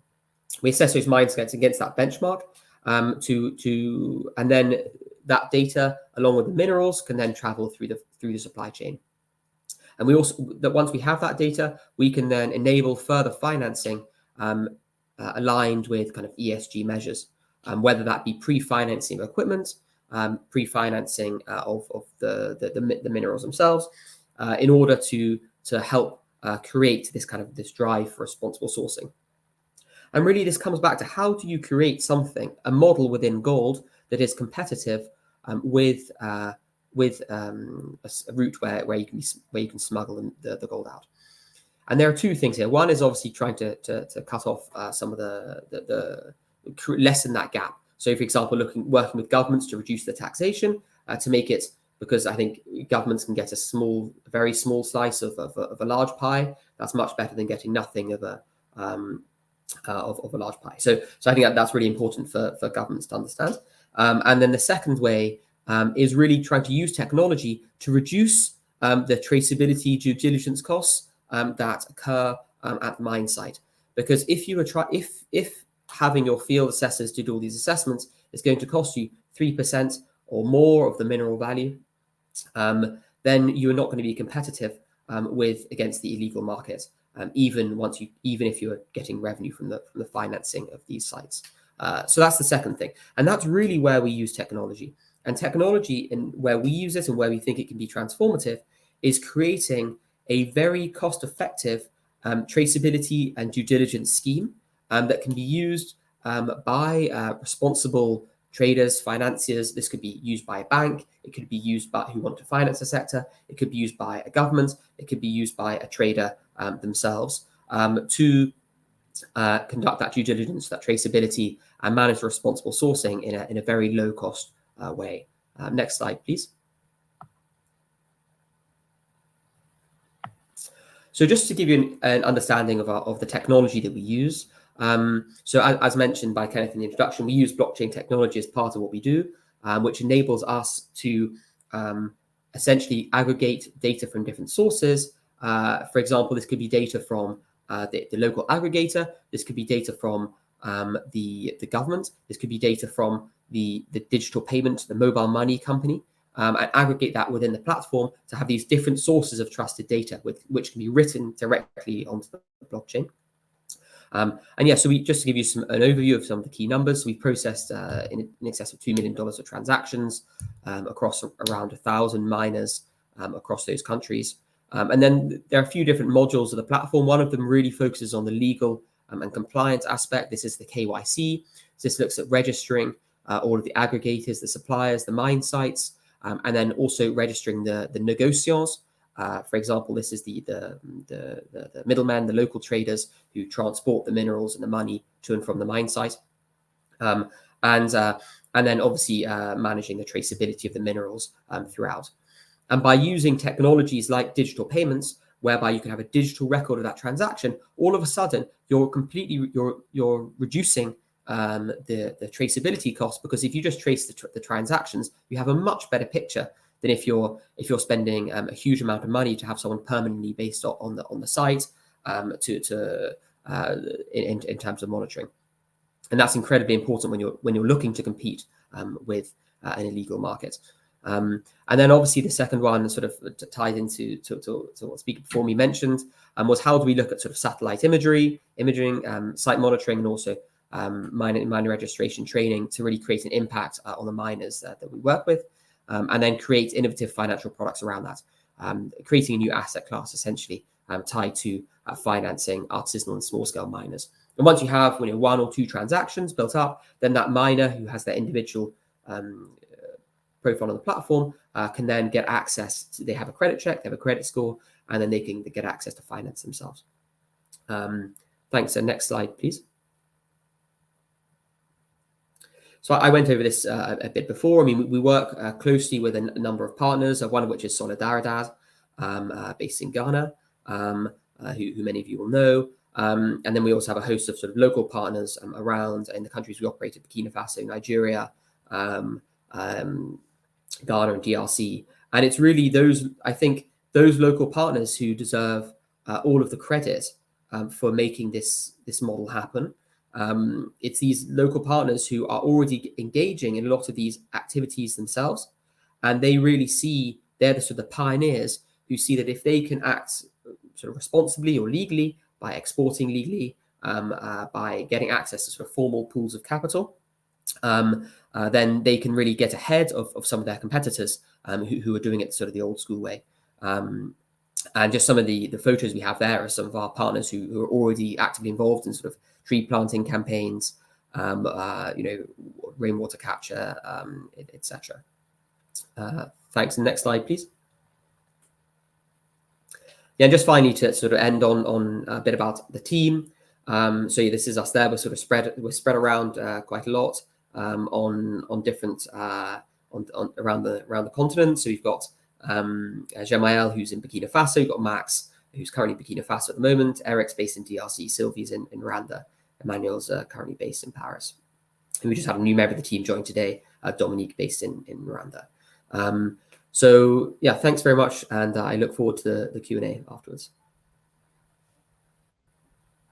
Thank you, Marcus. Thank you very much for that presentation. We also look forward to the Q&A and getting some more discussion on the Minex platform and the blockchain technology in particular. Now we'll move on to our final presenter, and I would like to introduce Leon Radler. Leon is with Levin Sources, and he's a business area manager for mineral sector governance with over 5 years experience in global development projects in the ASM and LSM sectors. At Levin Sources, Leon works with different actors along mineral supply chains, introducing governments, civil society, and businesses to promote and implement responsible mining practices and good governance. Leon, the floor is yours. Yeah, thank you very much, Ken. Thanks also to the whole team of the Global Forum that makes it possible here. Honored to speak. Yeah, so I want to talk about the ASM Spotter, which is a tool that allows monitoring of ASM from space. It's a joint venture between Levin Sources, where I work myself, and DIDA, which is a German-based machine learning and artificial intelligence specialist. The ASM Spotter is supported with funding from the ESA and the Amazon Co-Lab by Conservation X Labs that also finances our current project or field testing project in Guyana. 11 Sources is a social venture. Just briefly, we work towards sustainable mineral sector that builds enduring value for society and the environment by upholding human rights, conducting businesses responsibly, and enabling good governance, which is very much what the ASM Spotter is about. Next slide, please. So the ASM Spotter, what value do we propose with it? It's a machine learning and AI software that automatically detects and monitors ASM. So it can help, or it does help government authorities, CSO, or industry to effectively, continuously, which is important, to identify, monitor, and assess the direct and cumulative impacts of ASM. Next slide, please. Just as a quick reminder, I believe most people in this forum will know, so ASM is highly decentralized. It's over vast areas spanning. It changes very fast. I mean, an ASM site is quickly opened and closed or left behind, perhaps more often. And it's difficult to attribute the environmental destruction to it. To do some monitoring about it is expensive. It's very intensive, work intensive to baseline ASM, and it's hard to track because of these quick changes that can happen.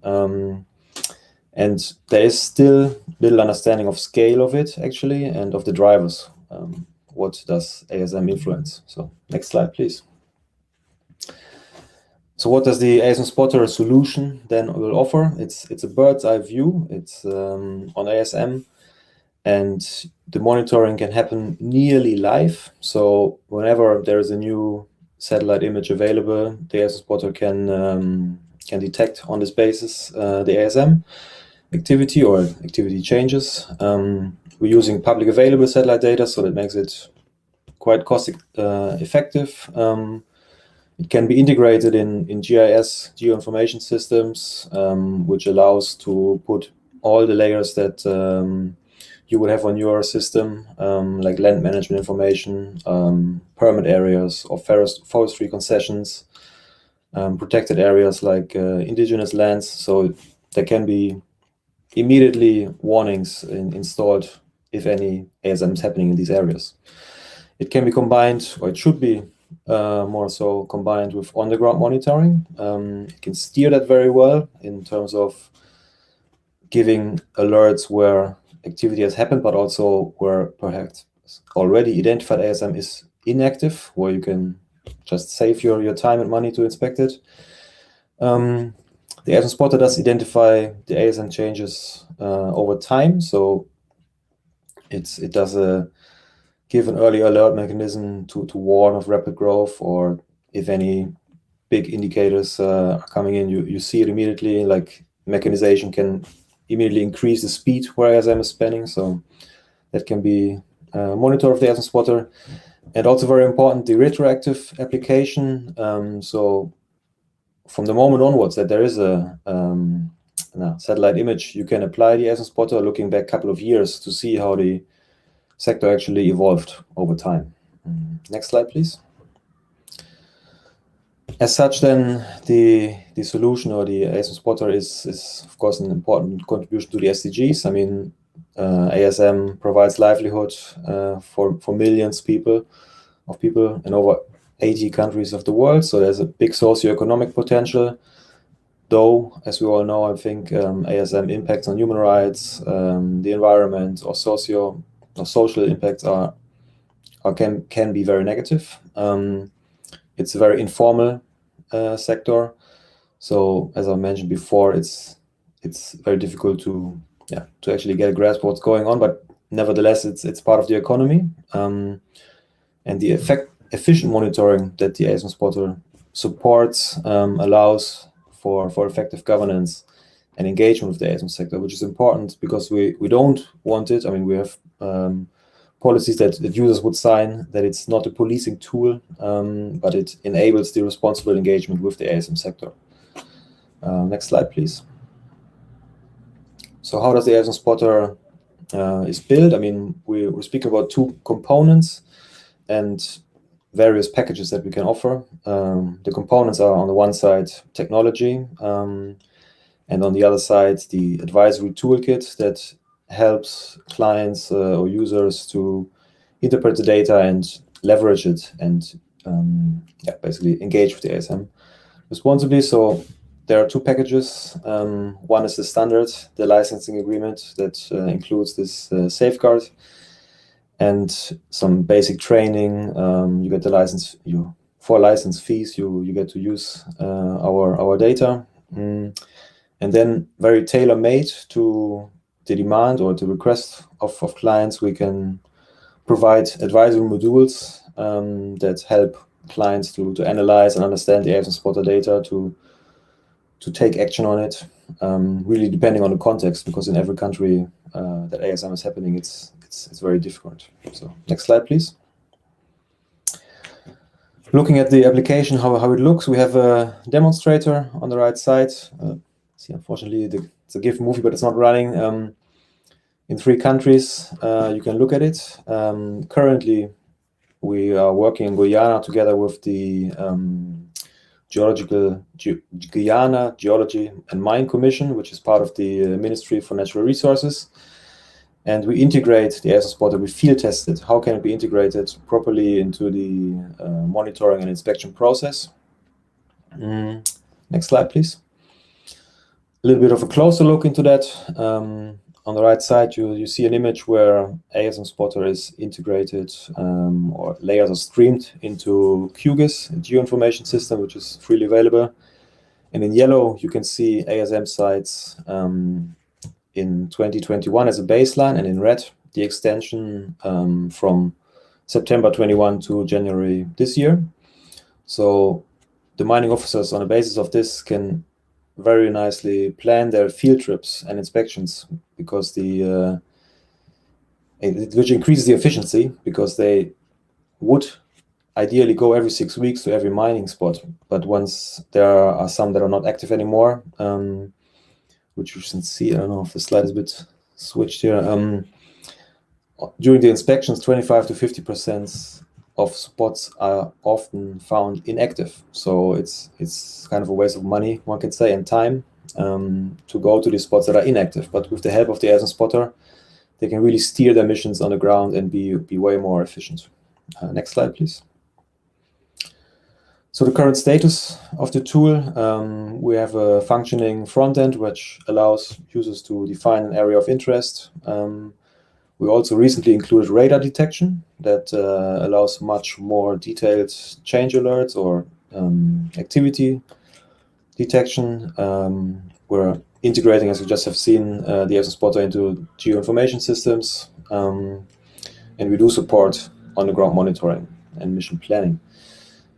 We're also looking for, it's a tool that's still being developed while being tested in the field. So potential next step, with more funds, we could clearly improve usability, automated reports, AOI uploads, mail alerts. It's something that doesn't need much tweaking, but it's always possible to improve there.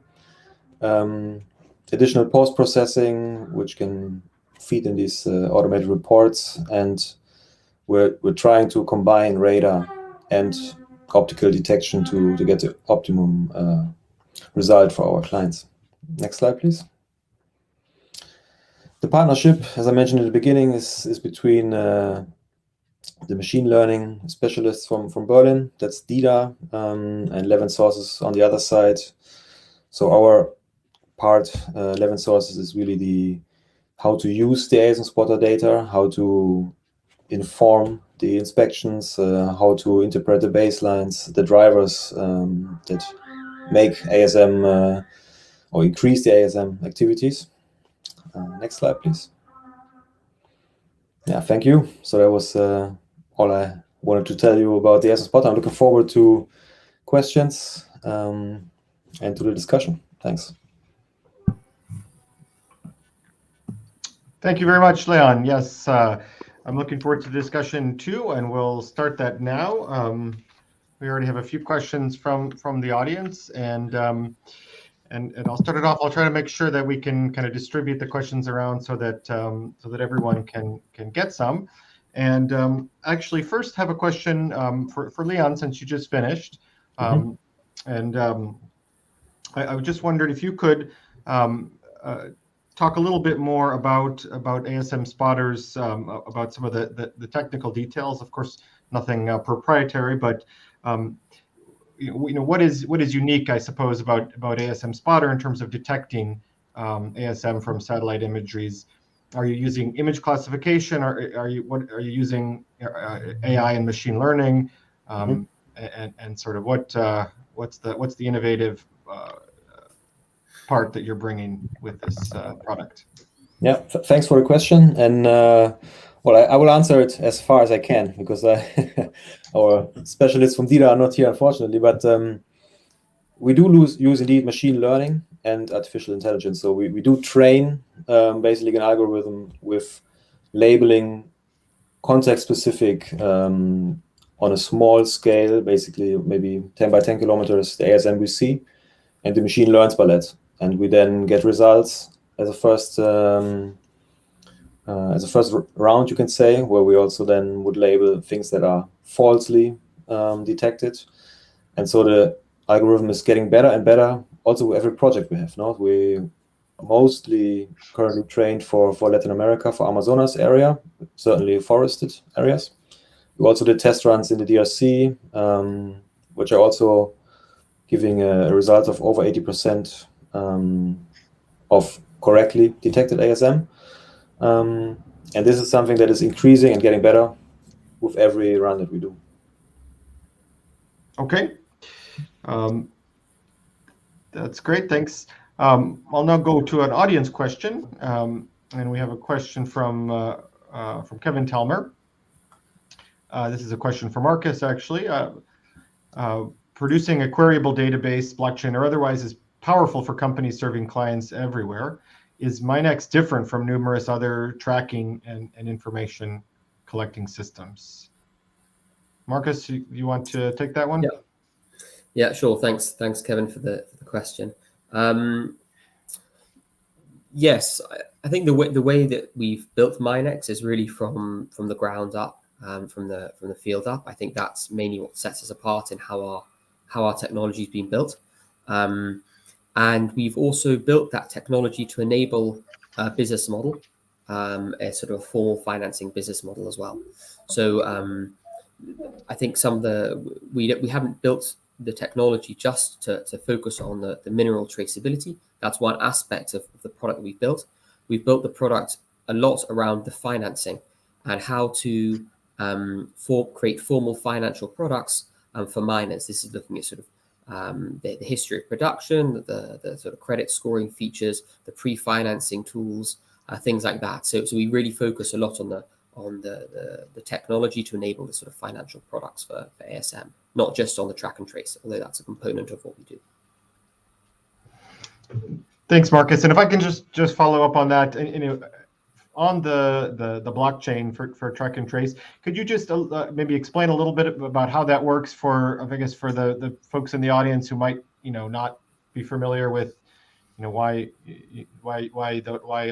this blockchain technology would have an application in tracing something in the supply chain? Yeah, sure. So if you're sitting at the downstream part of the supply chain, you're a jewelry manufacturer or something, car manufacturer, then you're reliant on the data that's coming from the source. That's really what's important here, is where the minerals came from originally and what the data was when it came from that source.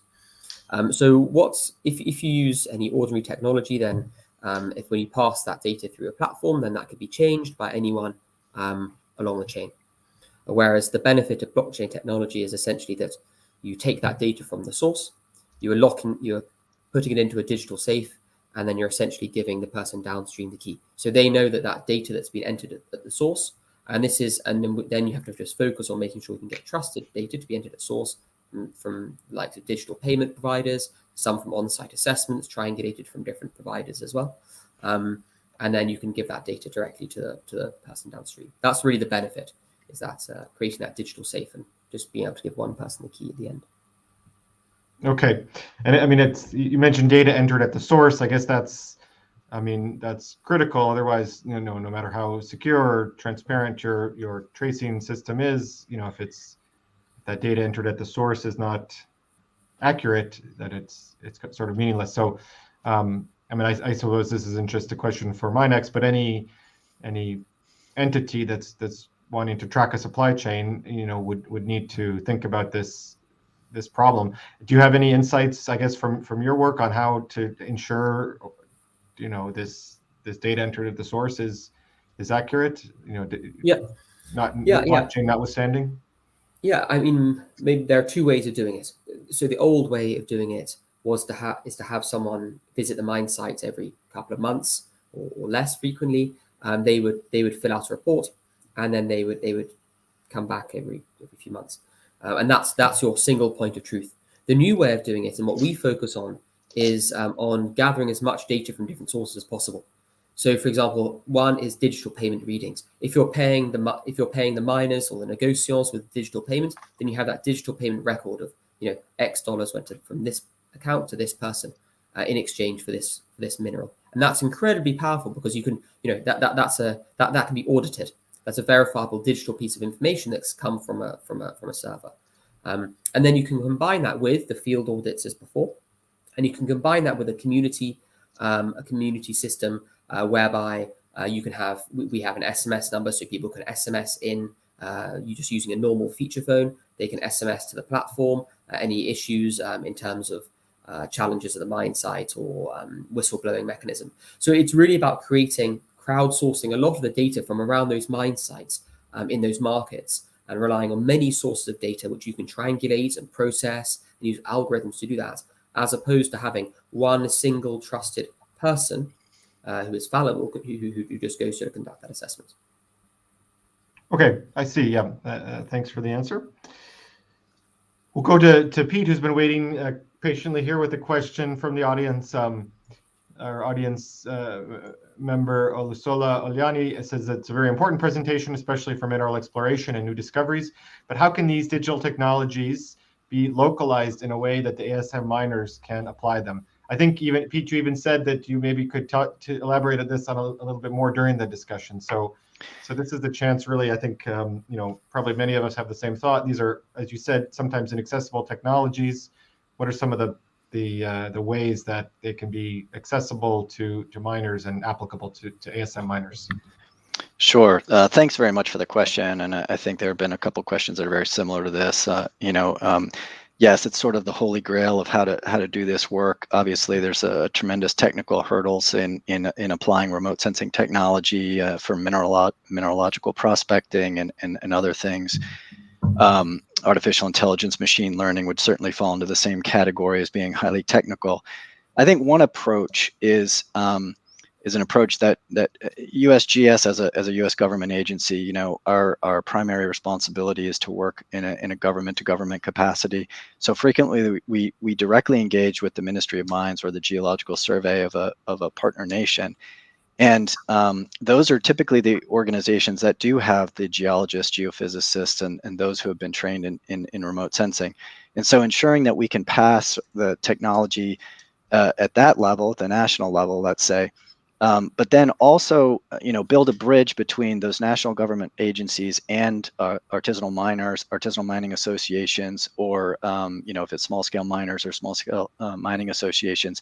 I think that's really the key, and trying to be sort of a broker of that information to create a partnership between national level government who has a responsibility, frankly, for understanding mineral endowment of the whole country, understanding resources and the production capacities and things like that, and then also getting that information to the artisanal miners.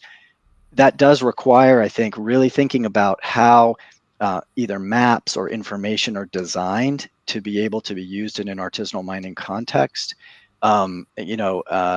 Things like education campaigns on how to use prospectivity mapping, how to say, once you've done some initial prospectivity mapping, maybe then it's an opportunity to partner with artisanal miners to go out and do on the ground field studies, so that it's not always just a government to government thing, but then you're incorporating artisanal miners and looking at ways of doing sampling and engaging with them, because they are frankly the ones on the ground who have the experience. But I also think that we can do much more in terms of ensuring that our, as I mentioned sort of at the end of my talk, all of the information is published in an open access forum, that the articles are peer reviewed, that the models, the code, the results, and the data sets are open access. We at the USGS, we have that as part of we have to do that as part of our requirements as a government agency. But we can also insist on wide data sharing agreements, make sure that satellite imagery is available to others, not just a government, but those like in artisanal miners or other associations. Academic organizations frequently have students and others that want to work in this space, and engaging them either in country or foreign academic organizations to partner. I think there's tremendous opportunity to do that, but I do recognize that it is a significant challenge in trying to build those bridges across multiple organizations.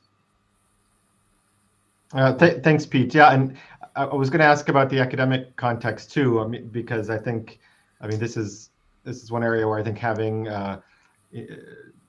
co-authors or PIs from co-PIs from ASGM countries is really important in building that capacity in academia, since a lot of this research does flow down from academia, and having that those peer-reviewed methods is really important. So we have just a couple more minutes left. I have a question that probably several of you could answer or might want to try to tackle, and it has to do with remote sensing, but it's about a concern that I have sometime, and that we hear sometime, is that there's some maybe less than beneficial potential uses for remote sensing in ASGM, and I'm thinking about law enforcement or crime mapping. Not to say that laws shouldn't be enforced, but there are cases where remote sensing could be used to target informal miners in a way that may or may not be appropriate. So how do you, for those who use these tools or share this data, how do we ensure that we're not just using satellite images for busts or interdictions or these kind of strong arm approaches that we often see don't work in working with the ASGM community? So anyone is free to take that question if you want to.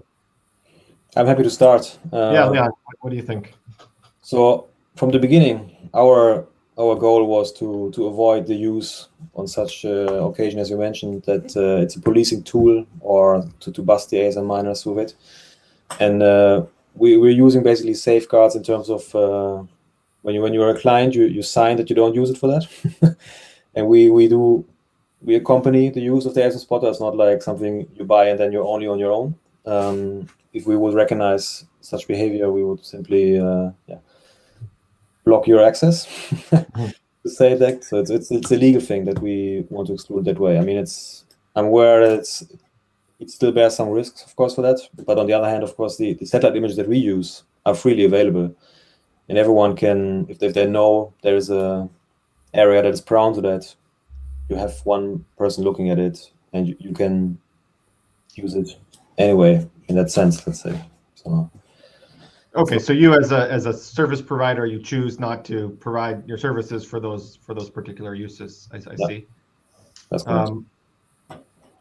Pete, anything you want to add there? Yeah, I would agree with Leon in some ways. I do think that as we engage with, in terms of the work that we've done, engage at a government to government level, we do communicate that, right? That our purpose in doing the work that we do is not to do an enforcement action or to do some sort of law enforcement or to bust ASM. Obviously, most of the contexts, ASM is legal in the country, permitted, if permitted, they have permits or they're working on the proper land titling and land tenure and those types of things. So again, I think this is where it's an opportunity to work together to build those bridges between the national level governments and the artisanal miners, so that we can come to solutions together and not have it be a tool that's used to either kick people off or, as I mentioned in my talk, to disenfranchise artisanal miners and say, oh, let's get large scale mining in here because it looks like this deposit's bigger than we thought, those types of things. I think that's where we really need to focus our efforts on understanding that these are tools that can be used for artisanal mining or small scale mining, and not just larger context of large scale mining. So I think, like Leon said, from the beginning stages of discussions of a project, I think that needs to be open and clearly communicated so that everybody understands that that's not the goal of the work. Right. Okay. Thanks, Marcus. I don't know. You also mentioned that you use some remote sensing, or do you have anything to add on this question, kind of on using some of these tools for crime interdiction? I think the others answered it very well. I think, as Leon said, as long as you can see what people are up to, and you have clear code of conduct with your platform, then you have some control. But I think that the challenge here is that as the uptake grows of these technologies, which we hope they do, it's very difficult to have control over all of the use cases, and I think a lot more thought and practice will have to be put into managing this on a sort of case by case basis, because it's difficult. Mm-hmm. Yeah, I think that's right, and I mean, in the end, I think we should all remember these are just tools, and we have many tools in the toolbox, but they're just means that help us accomplish the overall goals, which I think are shared. They're the goals of the planetGOLD program, but they're shared, I think, broadly in this community of people working with ASGM, which is to help miners improve their livelihoods, to help them do that in a responsible way, in a way that protects the environment, that reduces and eliminates the use of mercury, but that actually helps each miner in a way that's an individual way, other than in addition to the overall social and environmental benefits. So I think we've seen that these technologies can contribute to that. They need to be perhaps used carefully in some cases, like any tools. But I hope that the community can keep engaging with these type of digital technologies as we innovate to help miners and help protect human health and the environment. So we've got to wrap up now. It's time. There's some more questions in the audience. Perhaps any of the panelists want to have a quick reply or connect with one of the participants. Otherwise, we'll end the session. And I do want to point out that there's additional day, of course, of the ASGM Global Forum tomorrow. And I encourage all the participants to return for that final day, which will include sessions on gender, biodiversity, mercury trade, other topics. And there'll also be a special event hosted by the World Bank on their Forest Smart Mining program, which is really interesting. So it's going to be a great closing day to the planetGOLD Global Forum. Thank you, everyone, and enjoy the rest of your day, evening, and talk to you tomorrow. Bye.